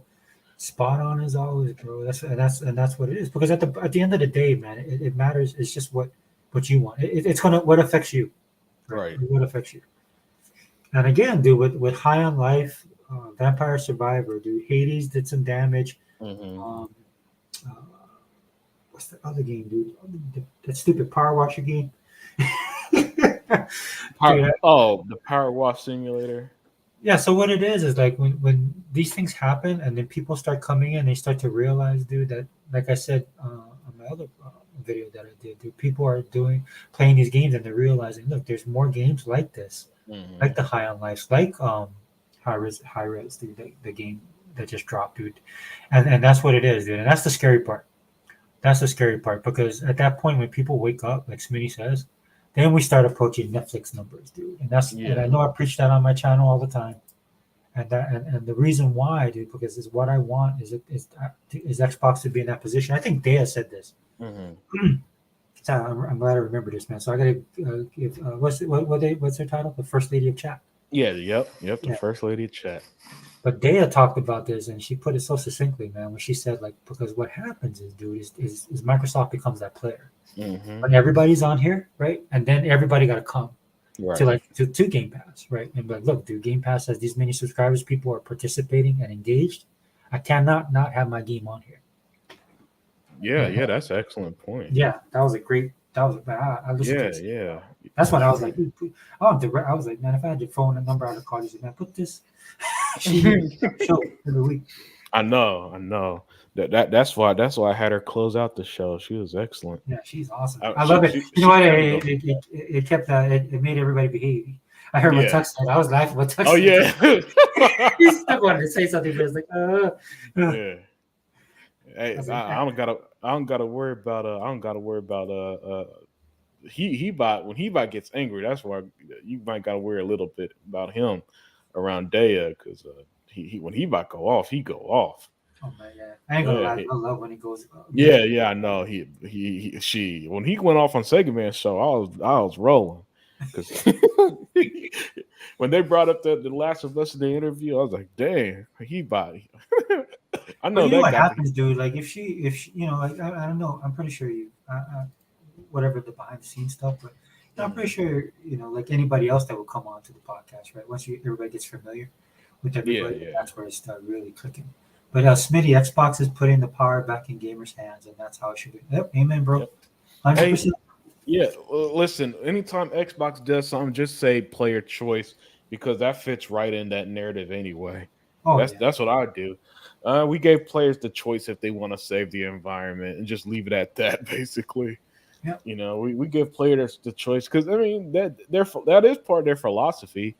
It's giving us and you know what? Let me bring this up too because this is kind of this is used against Xbox a lot. This yep, idea that playing together, they think they want us to think playing together means oh well I'm on PlayStation so we should play with you. We should play the same Xbox games on PlayStation that you play on Xbox, right? That's what they want you to think. No, guys, playing together is him making sure that the 2 billion gamers are one day subscribed to Game Pass. That's yeah, that's what he means. All right. yes, yes, That's, 100%, yes, yes. And I'm dreaming of that day, dude.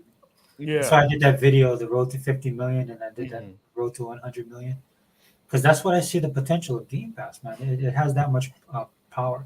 Now I know because, and this is what I hate about it. Like when, again, I don't want to spoil the interview for you, Uh-huh. but there's this narrative out there, especially in the gaming industry, about how Microsoft isn't hitting their numbers and stuff like that. And Oh that's yeah. why I ranted on my video. It pissed me off because I'm like, dude, am I the only one that knows that eggs is expensive? What's expensive? Yeah, am I the only one that realized how expensive eggs are? Oh yeah, no, man. Everybody feeling that. Everybody feeling the price of Well, that. that's what I feel. I was like, because they're like, well, what's going on there, Microsoft? I was like, dude, you guys know that there's an economy going on that's not doing Yeah, well. yeah. Am I the only one that pay an electric bill? Am I the only one that pay a water bill? Right? At least I own my house. That's my only saving grace, right? I'm like, I Right, own my right. house, but I'm like, dude, like people are making like tough choices. The Oh, fact that definitely, definitely. Xbox was even able to function, because to me, Yeah. gaming, you're not gonna die if you lose your Xbox Right, or if you right. have Game Pass. Now, if you don't Yeah, have food yeah. and you're living out on the street, that's a whole Hmm. nother, Yep, right? yep. And even then they said that the Game Pass grew. You know, I can and understand. Yeah. Oh, I'm sorry. Go ahead. Bro. no, and I was just gonna say, and unfortunately, so apologies here because at 3 a.m. my mind isn't actually as clear as it should be. But if I remember correctly, Dude, you're better than me, and it's only 11 o'clock where I'm yeah. at. well, So you don't have to if I, apologize. if I remember correctly, um, the down, I think it was a 12% decline. That was just compared to basically last year. It's not like Yes. it's this massive, Right. this massive like Sony level downturn. You know what I'm saying? But I mean, Xbox is going to be fine regardless. Listen, people, they're not paying 68, $69 billion for Activision, fighting tooth and nail for the merger to go through. If they weren't fine financially, so man, let's my thing has always been, don't be so reactionary. Get the facts first. Yes. Exactly. Don't worry. There's people. There's people in this world that have enough money they ain't gonna start. Right. Yeah, Just like yeah, the rest of us, right? And that's exactly. what it is. It's just the perspective, right? When people look at it, sometimes they make it too personal and not Hmm. be able to see outside the box or look at the bigger picture, which Phil Spencer has been talking about ad nauseum since 2015, the bigger picture. This is where we're at right now. We're basically going to that next step where the realization of what he talked about. It was a great interview he did in 2015, where he was telling people this, man, and people were just kind of being just hating on Microsoft. Yeah, they were being reactionary. They're being in the moment, and they refused. And now they refuse to acknowledge that he was right about everything. Yeah, He was so and they're so wrong, but they yeah, won't admit it. Yeah, like you said. and he was so right. Even Sony admits that they're right. Yep. Dude, I love when Erock goes on his little rant about cracking open that bottle of Oh yeah. champagne when it's all said and done. Well, yes, Smitty, it's 406 over here. Yeah, dude. Oh yeah. Jeez. Google. Power Wash and made Square the money it needs. It sold more than most of Square's other games last year. Look, Square. yeah, Google, man. Just let me say, I'm being facetious, dude. I actually love that game. The thing Mhm. that turned me off of it was my daughter was watching me play it, and she looked at me. She goes, "Oh, Dad, you could probably do that around the house." Oh, oh And man. it wasn't in that smart ass white alecky way, but she know better than that. So Yeah, she be yeah. catching the back end. But she kind of was just making that observation that kids make. Right, And I right. just looked at her and I just turned off. Dude, I literally turned the game off, got up and walked away. Yeah, And I didn't touch it since. But I bought it. But right, after right. she told me that, I felt so bad, dude. I was like, yeah, you're right, dude. Sorry. Yeah, I mean, I could imagine, man, playing Truck Simulator and like, well, you might as well just drive trucks. Well, I don't actually want to do that. And that's the thing, though. I love those kind of games, like the sim games and stuff like Hmm. that. And then I just love playing them and stuff like that. But yeah, when my daughter told me Yeah, that, I'm like, I'm still gonna go play it. I gotta finish it because there's right. a pretty good underlying story. My friend was telling me about it, but he didn't want to tell me the whole thing.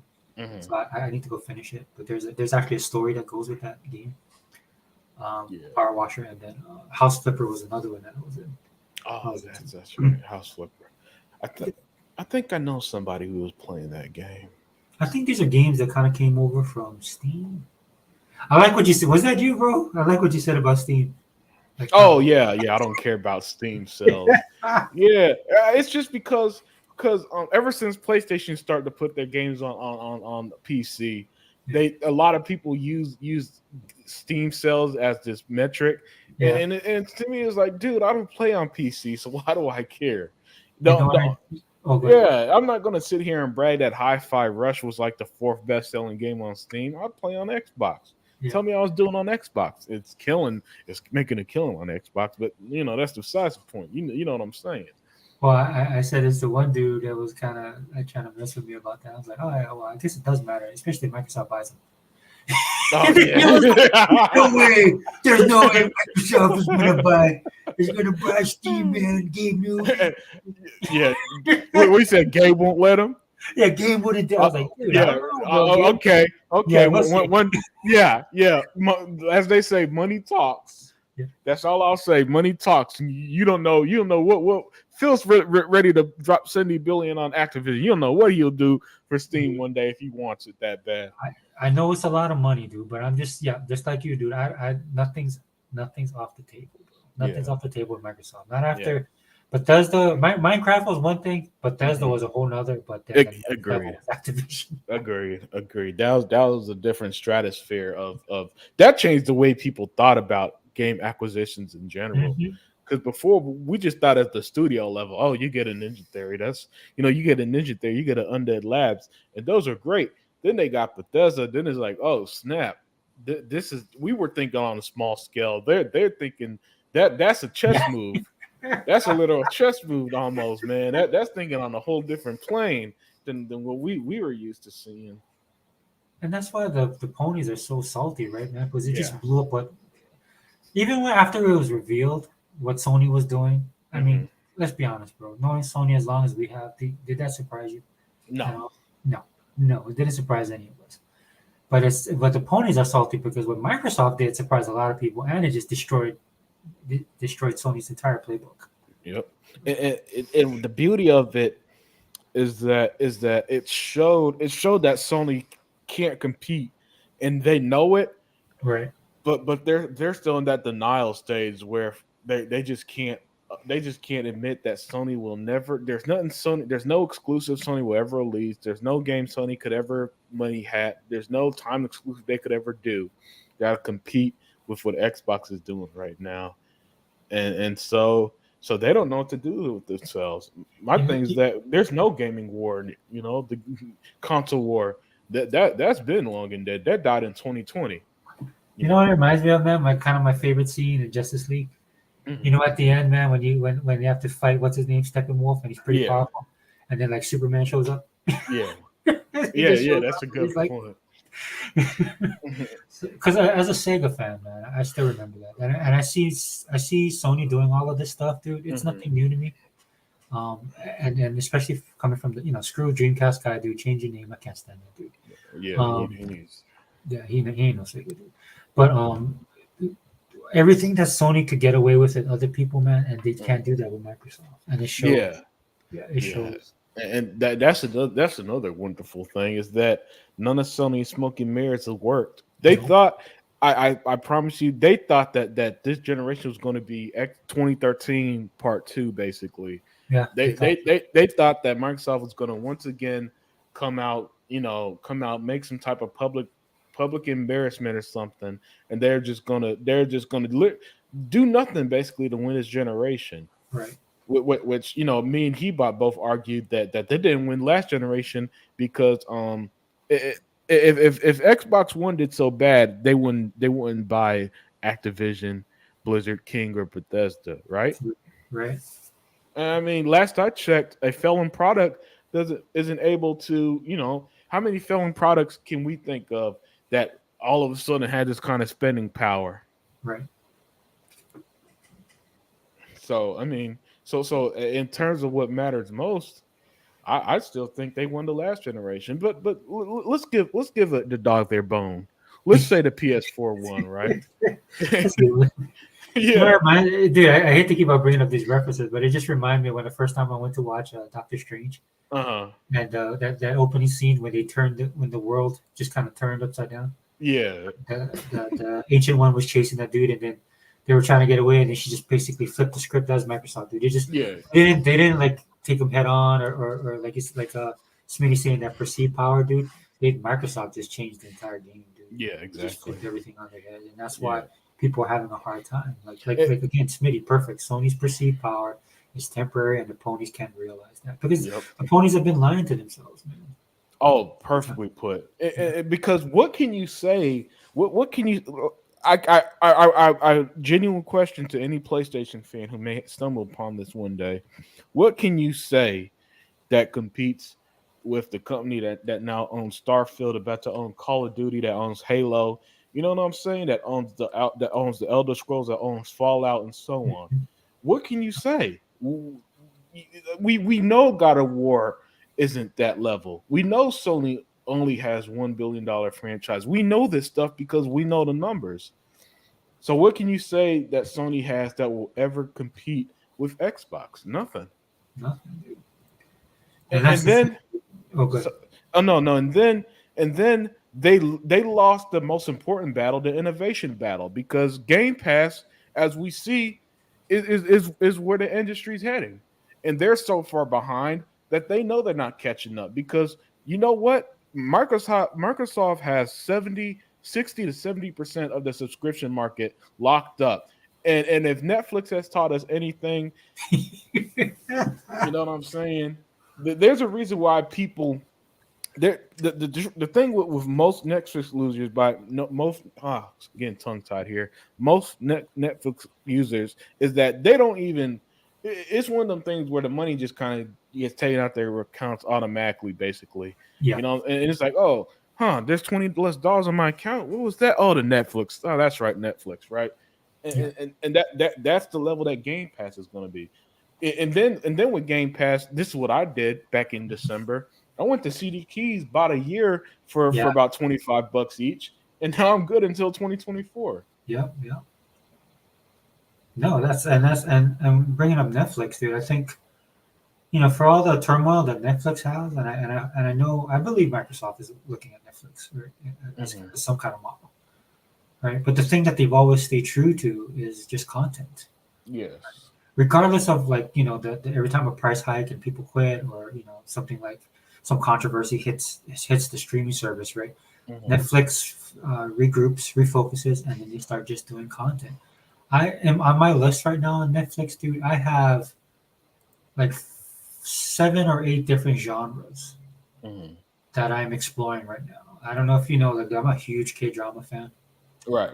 Yeah, I know you mentioned that quite a bit. Yeah, I love K dramas, right? Because it reminds me of like the old school television we had back in the day, like Uh Dallas, huh. Falcon Crest, and Knots Landing. That type of storytelling. And then I got my the documentaries they do, the anime is pretty tight, like Mhm. all of this stuff, and it's that variety. And when I look at my list, I think about Game Pass, because that's how it is on my Game Pass, man. It's just like games that I never thought I would play, right? Like you reading Right. Chronicles, dude. I was so addicted to that game, Mhm. like I finished it. And even after I finished it, talking about the replayability, I would go back and do other levels. Right. And then it has like an action element to it where you could do comboing and stuff like that. And then Oh it shit. makes me excited about the actual full RPG coming up, I believe, Right. this year, right?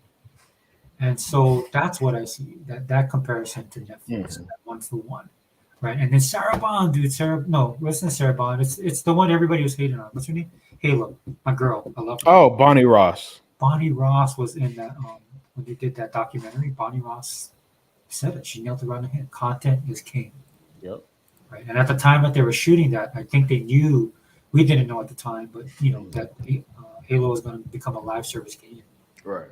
'Cause I made a joke earlier, I think, I think it was today's podcast when um, they were saying what Naughty Dog was going to do, Mhm. right? Because Naughty Dog said they're not going to do what God, Oh what, yeah. Was it Uncharted they're not doing anymore, or The yeah, Last of Us? yeah, one of those, whatever game they make. And I kind of was being joking, but I was also being serious. I looked at that and I'm like, oh yeah, they're probably going to do live service games, right? Yeah. So they're going to leave that stuff behind, which proves once again that Microsoft, Phil Spencer, the entire crew is right at what they're doing. Yep. Oh yes. Sony said they had 10 live service games Yeah, planned over the next few years. So we'll see. We'll see what they do, because they got a terrible track record with anything multiplayer related. So I don't know how they're gonna make these games work. Hell, it's been 3 years. The Last of Us 2 came out in 2020, and they still yeah, haven't released that factions multiplayer. yeah. That's amazing that they can get away with that crap. Yeah, and nobody hounds Neil Druckmann like they do the Halo guys. hey, you said you guys are liars. You said, you know what I'm saying? Everybody at Microsoft are liars, but somehow the guy who hasn't given you a game mode in 3 years, you know, nothing. Yeah, yeah, and again, that's what cracks me up is like a lot of these, especially on the female side, the journalists and stuff like that. Mm-hmm. We'd be talking about women empowerment and stuff like that, and they just Mm-hmm. run Bonnie through the Yeah, I was like, dude, come on, man. yeah. There's a That's solidarity, a man. good point. Dude, that it just cracks me up, and then all the rumors that came out of that, and I'm like, I look at her and I'm like, dude, a lot of you guys couldn't even touch her resume, dude. Couldn't even No. close. 29 years at Microsoft. That and what she did in the gaming over there. Come on now, no. Her and Shannon Loftus, Shannon Loftus. Yep. she's another one, dude. And I'm like, dude, I was like, dude, man, that's why I don't believe any of you people on social media as far as all this virtue signaling you do. Yeah. Like, you have two powerhouse women in gaming, right, that have been there since the beginning, doing the things that they've done, who've actually helped the transition from Xbox One to where we are now. Yep. Yeah. The only one they don't mess with is Kiki Wolfkill because she looked like she shoots somebody.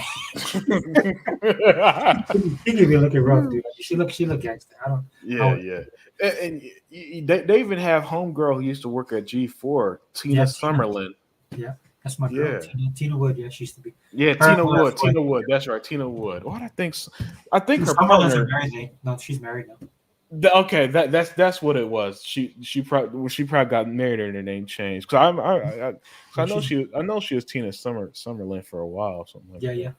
Yeah, Tina Wood. That's right, Tina Wood. And she been in the gaming world for decades, man. She been in it for a minute. Yeah, So I know. Yeah, she when she transitioned over, man, she didn't make a big deal about it. No. Yeah. And she's been with Microsoft for a while, dude. She's Yeah. The only thing I was hoping that they would do with her, like again, going back to that Xbox One all-in-one box, the all-in-one system, I was hoping that she would produce. I think she was going to produce content for that because she was basically producing the stuff on G4, the stuff that I like on G4. Right. Yeah. I wonder why they don't use her for hosting duties instead of getting the Jeff Keighley's and all these other dudes. Just use the person you got under your umbrella right now. Yeah, I guess. Well, Xbox has changed their, the way they present their stuff so much now. But I'm sure she could still do a good job. Oh yeah. She did the stuff that I cared about because it was more game focused. Yeah, and they went into the Spike TV. G4 with Spike TV on it, which is the content was still pretty good, but yeah. The later years where they just started doing cops reruns and cheaters reruns. Oh, that's right, man. That was vicious. That cheater stuff. I was like, dude. Yeah, and then anytime you turn to the channel, just cheaters. 1 hour of X play, 1 hour of Attack of the Show, cops, and that's when I knew the run was over. Oh yeah, dude. It's like when you watch your favorite sitcom, and they bring in that new kid. Right, there's two things that tell you your sitcom's gonna die. They bring in a new cast member. Yeah. Oh yeah. And then their makeup gets really good. And that happens, it's over. It's like, right. Okay, we got 2 more seasons. Yeah, that's right, man. That's funny. But yeah, man. The last year or so of G4, man, it was rough. It used to bother me because I used to love that channel at its heyday. Yeah, man. Victor Lucas and Tommy Rico doing their stuff. Yep. Again, it's a perfect example of how gaming was for the gamers and how the media like the G4 was. They're these guys are gamers and they love the industry. And I don't want to come off as a hater, but Jeff Keighley sucked even back then. He always just had like this bland personality. Why everybody else, you when you watch him, you got why they got there. Jeff always seemed like he was camera shy. He'd be awkward. He wouldn't be able to deliver the jokes when he was a guest, and everybody else was just excellent at their job. It's a mystery to me how he got where he has. Especially when you had like Kevin Pereira came on board. He sucked up all the energy. Yep. And I know everybody was talking about. I think Hebob was bringing up Cliffy B. Yeah. And I absolutely love Cliffy B because he added that little bit of that element of entertainment, like that crossing. It's basically the same thing that happened when I was a Marvel fan in the 90s. Right. Guys like Jim Lee were crossing over. Like Right. Todd McFarlane, they were becoming like recognizable. Not just through their art, but their personalities. Yeah, exactly. Rob Liefeld being the biggest one. Yeah. From back in the day. Yeah, dude. I mean, it was a thing for its time. I know that they tried to bring it back, but unfortunately, they don't realize who their audience is, right? No, yeah. Because your audience ain't Twitter comments, man. No. And it's like, should I watch them or should I be playing right the game that dropped in Game Pass? So you gotta have very compelling content. So it's just something that to work with. Look at Smitty, dude. Jeff Keighley is as unseasoned as his chicken. Yeah, man. He is not a personality guy. The only time his face lights up is when he brings up Kojima. That's it. That's the only time you see emotion from that. Yeah, dude. That's the only time he shows emotion is when he brings up Kojima. Other than that, oh, dude, that's a good point, man. That's 100%. Other than that, man, he's as bland as vanilla. Jeez. Like, dude, he's like one of those dudes. If somebody said, "Oh yeah, that's his uncle owns the company," you'd be like, "Oh. Yeah, exactly." I don't know how people can. I mean, and that's why I try not to speak ill of it because I try because I look at it like this. I'm like, dude, is it just me? Is it just because I'm older? Right. Am I out of am I not part of that that clique anymore of liking games like that? But no, I think it's him. I'm just like, no, man, it's he wasn't interested in the G4 days when they had a bunch of personalities. That's true. He's even worse now. Now it's like it's almost a detriment when he's on screen now because you want to get through the blah blah blah, get to the good parts basically with him. Yeah, isn't it funny how nobody says that about the Game Awards? Microsoft is single-handedly saving E3. Oh yeah. And people are like, every little minute thing they're criticizing, but when it comes to Game Awards, I'm like, dude, what about the Game Awards? Well, they did this and they did that. I don't think people take the Game Awards that seriously. Yeah, anyway. Maybe that's what it is, right? Yeah. I don't know, man. I still love Fluke Guy when I PlayStation. Oh, I'm serious. So people think I'm joking. I'm like, dude, that's hard to do, man. Yeah, I bet it. Hey, man, mastering the instrument it is a legitimate skill. So because I live in Hawaii, right? So we have this East West Center.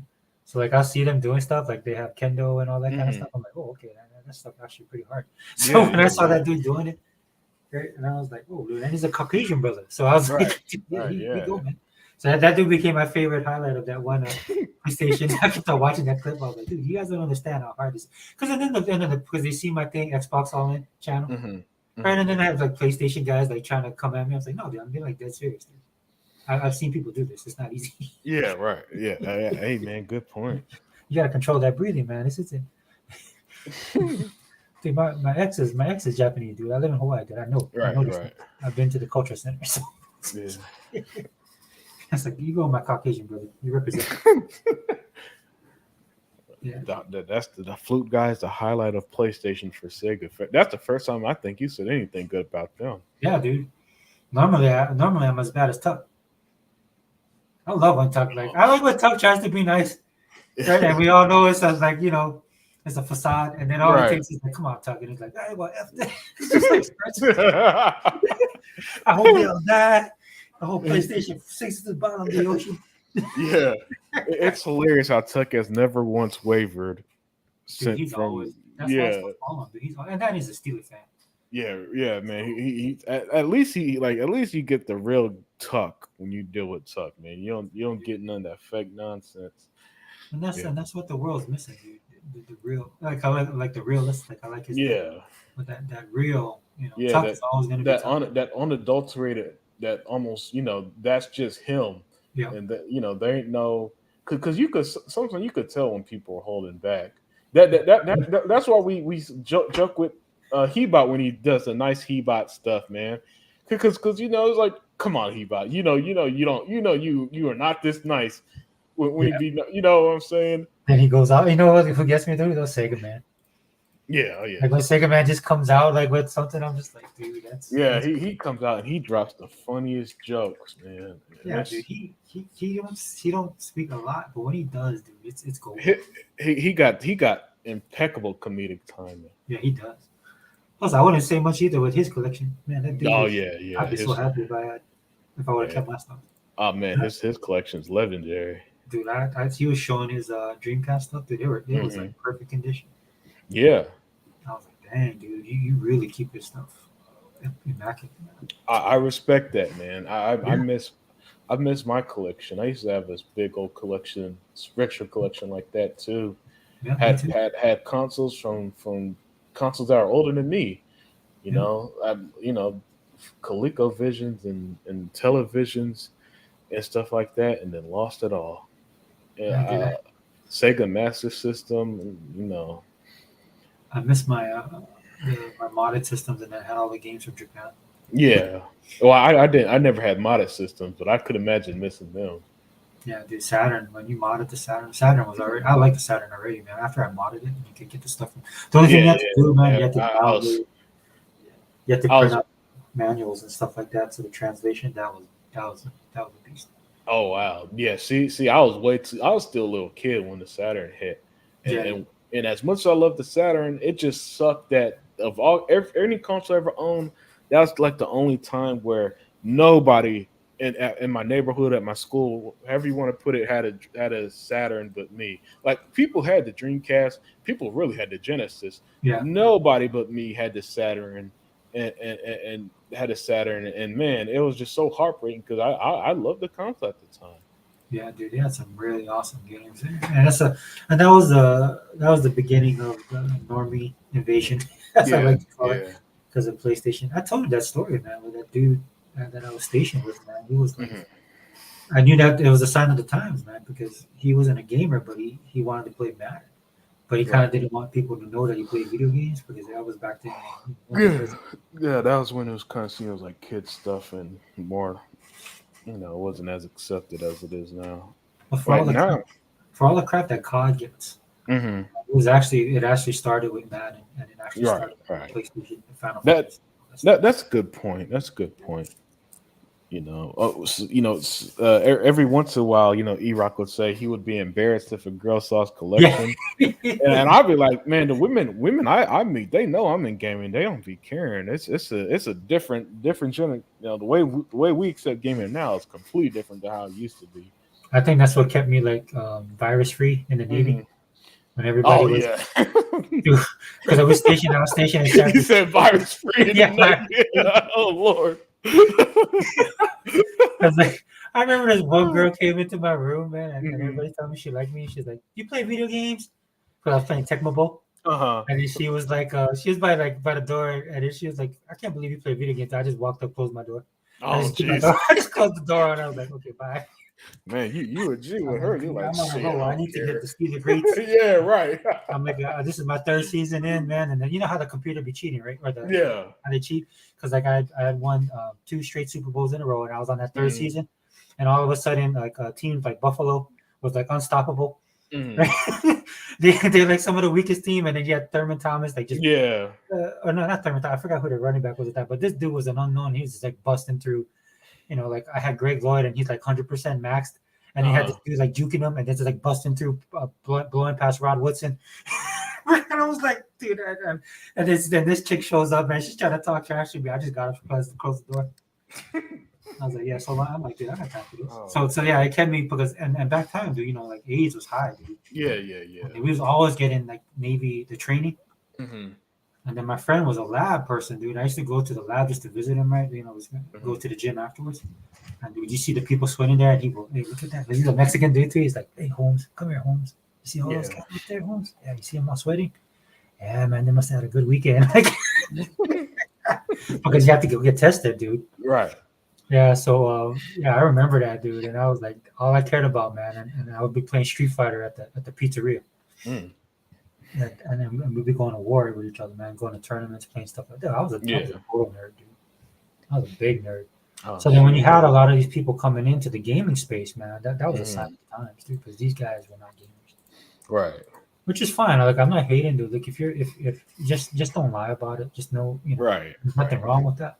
Especially now, dude. It's more open, right? Yeah, man. It's crazy how things change because I don't. That's not a word for me. Women came over my place and was like, "Oh, you in the video games, yeah," and Oh, dude, it was bad, dude. When I was just leave it growing as up, that. when I was growing back, the only people that got it worse with me is like the dudes Mhm. that play D&D. Oh, jeez. Those guys are Yeah, getting man. worse, man. When I was in school, dude, there Yeah, people be yeah.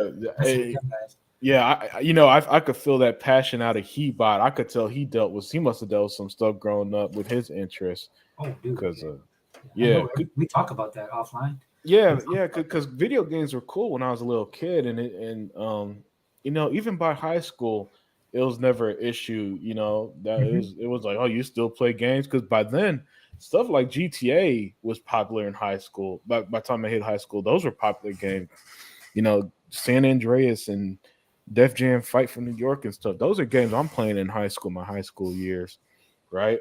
So gaming never really it never felt like this nerd thing outside of like TV stereotypes, right? But as Yeah. far as my personal experience, all the boys played video games, and you'd occasionally come by girls who'd play them. But yeah, it was widely accepted, and it's not something women have seen my big ass collection, and it's never stopped me from having relationships and all that other stuff.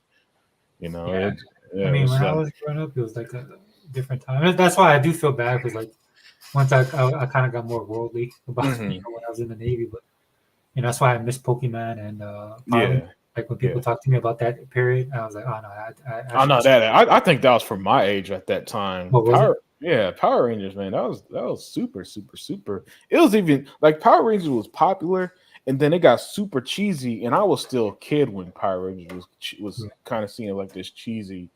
We were making fun of how they shot it and stuff. And I was still a kid then. And then Pokemon was popular in the late '90s. I Yeah. remember that because I got the Game Boy and Pokemon Red, and I hated the cartoon. I hate the cartoon or the anime. Yeah. If you're one of those people who like cartoon, people like me who don't get that right.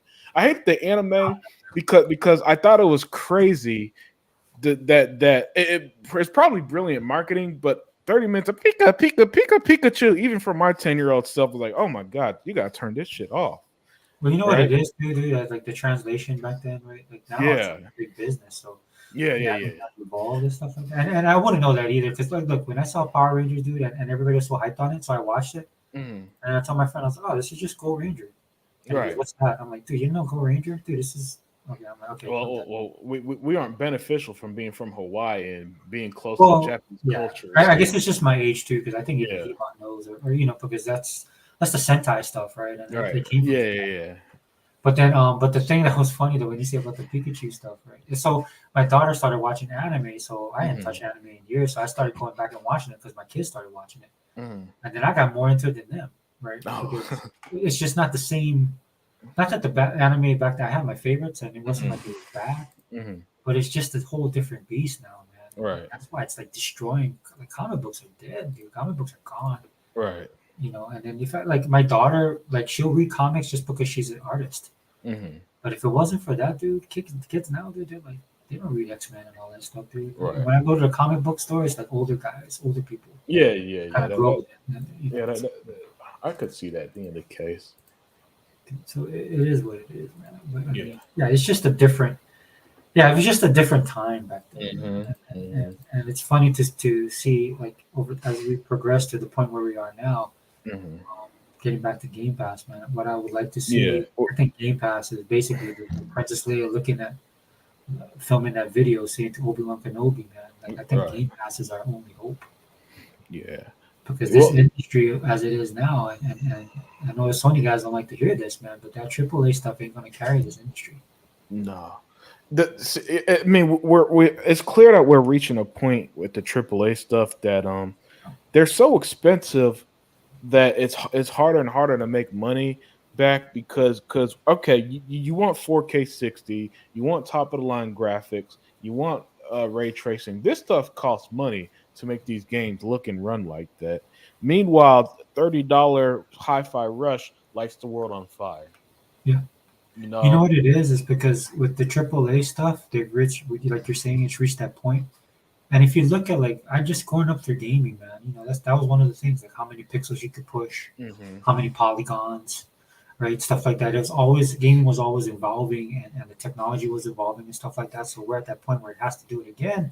Yeah. Unfortunately, man. I mean, it's just like when you go out and pay money for a lot of money for a good dinner. As long as you feel like it's worth your money, Yeah. like if that's the best steak you've ever eaten, Right. you didn't know that mashed potatoes could taste that way. Like when you go out to a really good restaurant and then you Hmm. pay like $300-400, but the food just blew you away. Right. You don't, we're at that point, and unfortunately, dude, when you have God of War, that's supposed to be you know, the high point of what gaming is, right? And then you play it, and it's like, it's not shaking it. It's not shaking up your world. Yeah. Yeah. And when some of the AAA games are kind of making this mistake of how can I put it? Where I I don't know I don't know if the lack of taking risk. I'm not sure if that's appropriate because a new IP, doing your first new IP in 25 years like Starfield, I'd say that's a risk. You know what I'm saying? Using the new engine for this game, Yeah. trying new gameplay mechanics. So I don't want to. So it's not always the lack of risk, but there is some. I think that what impresses us, you can't capture the lightning in the bottle you did in 2006 first seeing Gears of War. You know what Yeah. I'm saying? And we reached a point, at least to me, graphically, where everything looks good. You know what I'm saying? And if everything looks good, it's harder to stand out if when your graphical game needs to look uh, uh, incredible. You know what I'm saying? Somewhat like Hellblade 2 is going to blow people's minds. I could see Starfield getting some pushback. I could see Redfall getting some pushback graphically. Now I think the art style for both looks amazing, but you know what I'm saying. There's only I think that at some point graphically we're going to reach this point, and I part of me kind of feels like we already reached it, where Yes. it's hard to impress us constantly with how this next game look. So my thing is like is going to be going forward. Let's be creative with the art style. Let's be creative with gameplay mechanics and stuff like that. And I think that's going to be the way forward because my issue, like I said earlier, my issue with Sony games is that I'm being told that these games are the greatest games in human history, and then I play them, and every single one of them, even the ones I like Spider-Man, felt like I've played it a million times before. And to me, if you're gonna tell me, I want to feel the way I did when I played Sunset Overdrive in 2015, I think, whenever I played it, where it's like, oh my god, this game is so fun. That's where it literally got me back into gaming after a rough time in my life, right? Right. And I that is just but you can't capture that because how many different ways can you program shooting a gun in a video game? Every time you shoot a gun in every video game, it's art, left trigger to aim, right trigger to shoot, right?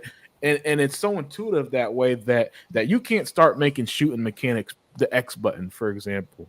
Right. Right. Right. You know what I'm trying to say here? Where even if you diverge too far from what we're used to, you also create this gameplay is not going to feel good either. So the type of creativity I think the style of creativity we needs to change. I guess is the crux of my tangent there.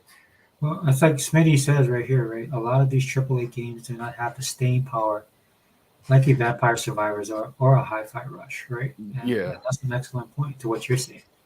Right, because here it is. Like this is the crux of it for me. I think Hmm. there's definitely levels, right? That Hmm. that gaming still needs to reach. But as Howard Stark said to Tony Stark in Iron Man 2, I am limited by the technology of my time, Yeah.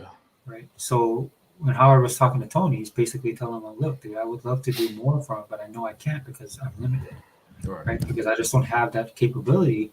But he knew that his son would have that capability, Right. right? And that's probably one of the pivotal parts and why I love that movie, right? Is he discovers that new element that dad knew about, that it was out there, but he couldn't do it because because of the time he lived in. Right. So that's what I'm looking at, and I know Microsoft is putting a lot into AI, Mm-hmm. because to me that's got to be the next step.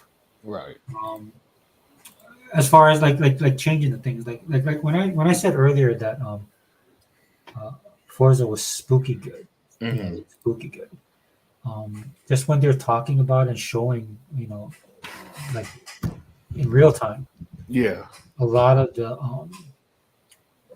the things that like on the surface you might not notice, but you'll feel it when you're Mm-hmm. playing the game, because like the guy says, right, it is encompassing, right? Everything that they're doing, it's not just for the car to be more shiny or Right. more dirty, stuff like that. It's to immerse you deeply in the game, and that's the next level that these guys have to attain. And look, I'm Right. going to say this, and then you can call.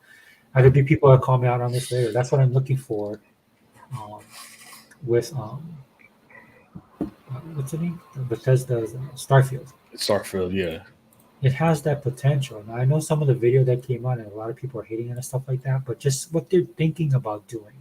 Now, whether they can pull it off, given the other games that they have in their repertoire, Mm-hmm. right? But looking at the potential, now, I'm not saying they're going to hit that potential, but that's what I think they're looking for. And that's what I think Microsoft says their next level gaming, Mm-hmm. that's what I think they mean by that. Yeah. Yeah. When you're walking through a crowd of people, it's not just you walking through a bunch of NPCs. Like you're walking through a crowd of people, and then not only does it look good, but they actually react to certain things, or they're having Right. certain conversations, or it's just like how you walk through a street in New York. Man, there's just so much vibrant stuff going on. Yeah. As much as people hate Ubisoft, that's what the Assassin's Creed games do. Yes, If you go to a village at night, people are sleeping in their homes. During the day, you see them walking around working. And what you're saying is pretty much would be the evolution of even that, yeah. right? Which would be an incredible feat. To like Um, to your point of what you were saying, like that next level. That's it, because it has to be something that like that's got to blow. I remember the Dreamcast mhm, when I was playing NFL 2K, mhm, right? And then sometimes the replay video would come in, and people they because I lived in the barracks, dude, in the Navy yeah, barracks, and then like my boys would walk by and it goes, "Oh, who's playing?" I'm like, "No, I'm playing my video game." They're like, "Nah, man, who's playing? Like, what game are you watching?" I'm like, "No, dude, this is the game." And they would sit down and goes, "Oh, are you for real? Is this a video game?" That was the impact that NFL 2K had, yeah, when it first came out, because you hadn't mhm, seen anything like that. That's that. So we need to go to that next level, right. in my opinion. Yeah, yeah, you're right. You're right. Hopefully there's the technology to pull it off, man, and the freedom to experiment with ways to pull stuff like that off. But overall, I think gaming is fine, man. I just look down the line of what we're getting just this year alone, and there's so much I'm gonna play, gonna buy, gonna try, whatever you put, man. And then Smitty Smith said a lot of games are lacking one key component: fun. Yeah, that's kind of been my motto, has always been, if a game is fun, I can forgive a lot. Yes. And there are games that people don't like that I've enjoyed simply because I found it fun, like Crackdown 3.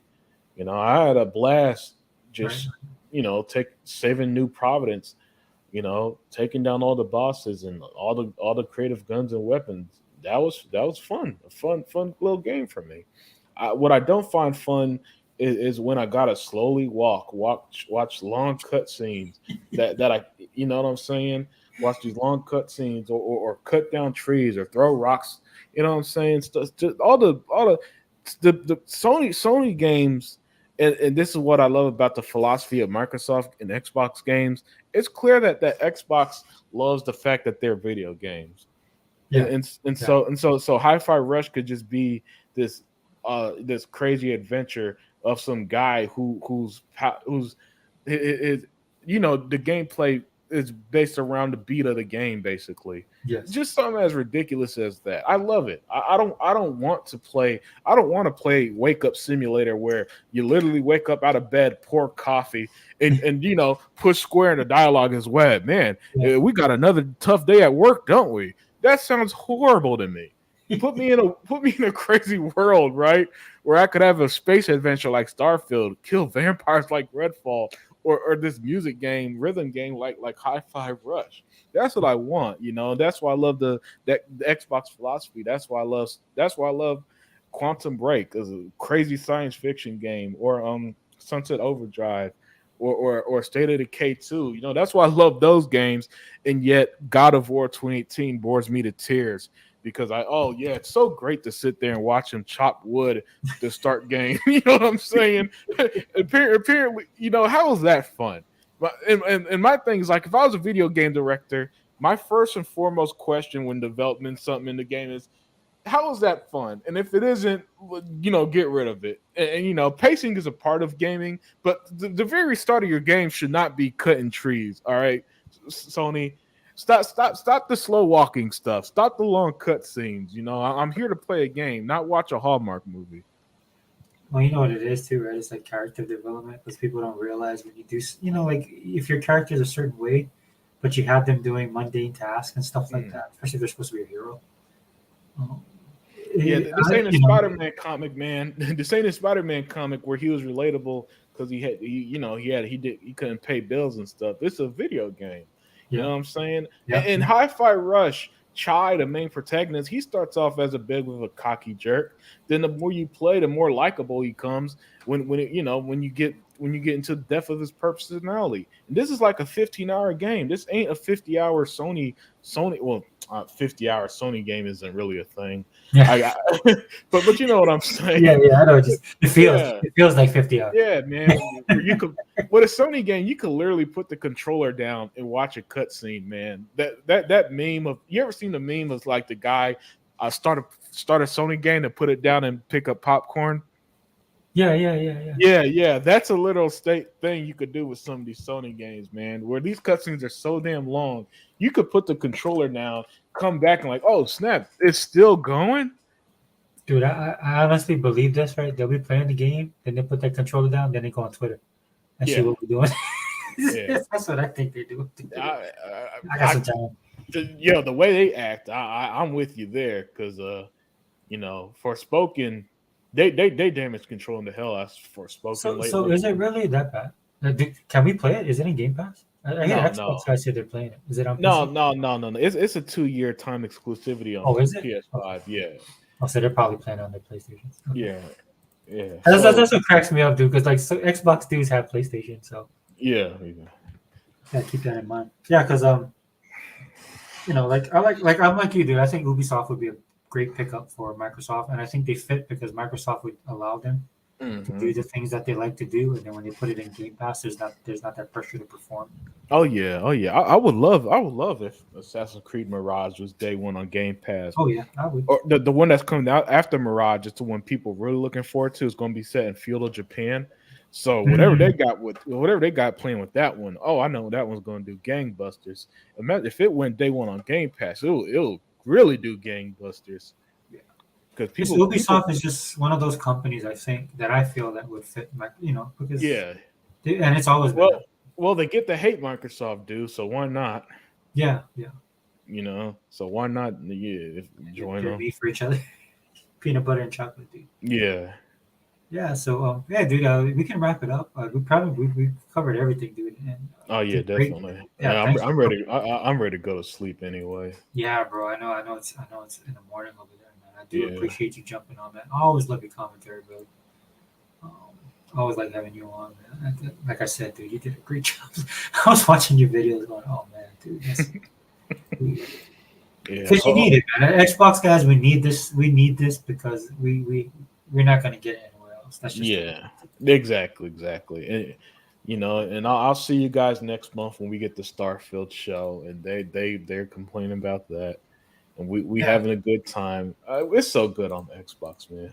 So I hope for just a final thought on the game developer stuff. I really hope that they do this monthly because they have enough content. Yeah. In my opinion, where they could now, if I don't want them to force it if there's nothing there. But if there's nothing, I mean, I think this was like was a jackpot for them. Right, I'm with you there. I remember they used to do the Inside Xbox monthly, and people hated it. Yeah. You know, people hated it. So you know, I think they got a gauge on when to do this stuff and when not to. You know, I think the situation we're in is it's fine. You know, this month we got the developer the rec. Next month or March we get the Starfield standalone show. In Yeah. June we get E3, so we're gonna know what's coming the 12 months after this. Yeah. You know, they still go to Tokyo Game Show. They still go to Gamescom. I would love for them to bring back what was it called? XO. Well, you remember Yeah. how they did like XO 18 and 19 and all that Yeah. stuff Those, before the yeah. Yeah. pandemic? Yeah, I would love for them to bring that back this year. You know, Yeah. that'd be a nice treat for the fans. And I think one of the reasons why they stopped doing that was just because of the pandemic.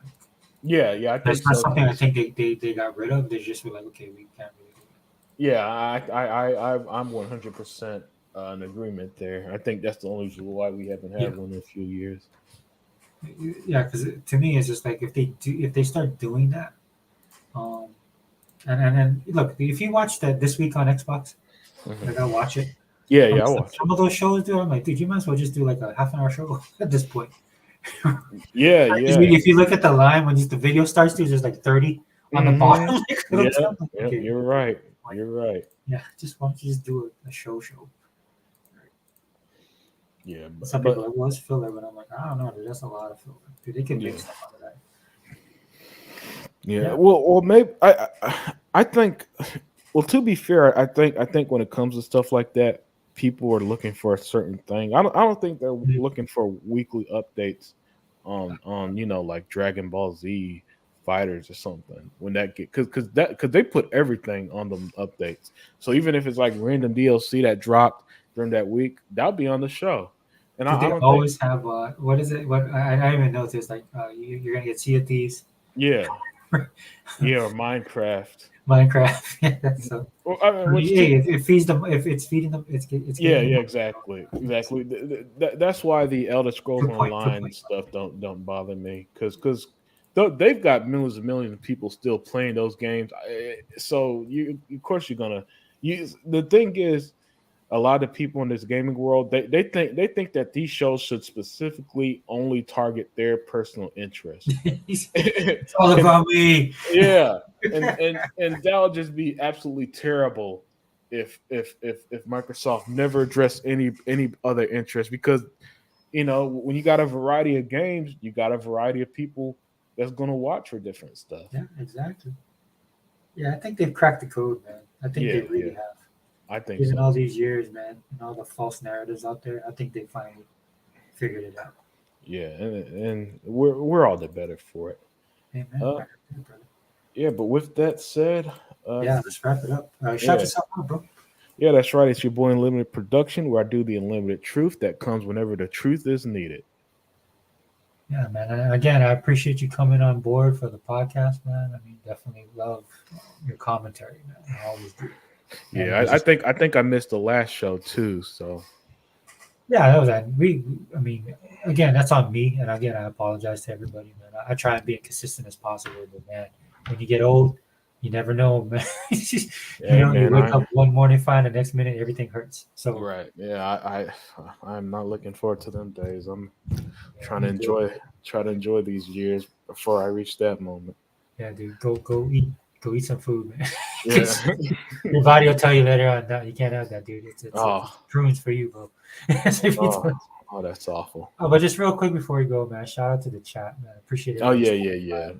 Smitty, man, you know you're my boy, bro. Thank you for being here. Gogo, really appreciate it, man. You are hardcore, man. And I not only see you in my chat, man, you're in everybody's chat. Hmm. Again, bro, the door is open to any one of you guys, man. If you guys want to come on board, man. Mr. Kima, yeah, you too, because you're always representing the Xbox community as a whole. And then, of course, Issa, man, appreciate you stopping in, man. Issa's cool, man. I've been, he's been jumping on my podcast, and then Yeah. he's also on the pop culture side. Oh, that's what's up. Yeah, but that's what I'll do, dude. I'm gonna do a pop culture cast, and then, yeah, if you and Hebot wanna hop in as well, and then you and Erock and then Hebot would want to talk about stuff because I actually want to talk about like the figures and stuff that he does. Right. I hate watching his videos, man. He has great videos. I hate watching him, man, because I just feel like buying stuff. And that's bad. I'm like, dude, Even if I can't get the stuff that he has, because some of his stuff is rare, it just Mhm. puts me in that buying mood. And then my daughter's like, "Hey, Dad, you want to go to GameStop?" I'm like, "Yeah, let's go." Come back 10 pop. I have no place to put them. You know, Yeah. dude, I had to fight off. Like we were at the GameStop, dude. They had the Iron Man armor war set Mhm. Funko that's just for GameStop, and they had like his armor. Mhm. And I was like, just the figures. I was like, dude, this is ridiculous, man. It's like it knew I was coming here, so I got to be careful with that. But yeah, so just with that, dude, Unlimited, man. Thank you once again. My Um, pleasure.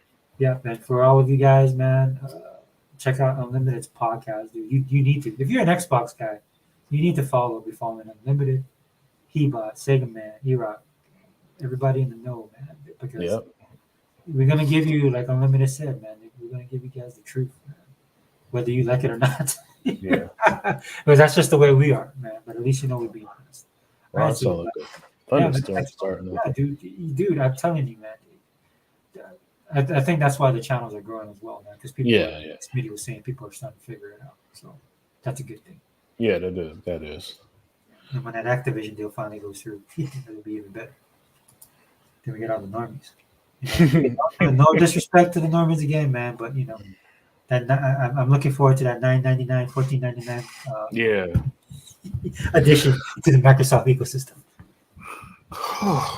All right, bro. So Xbox All In channel, go Sega Forever. We out.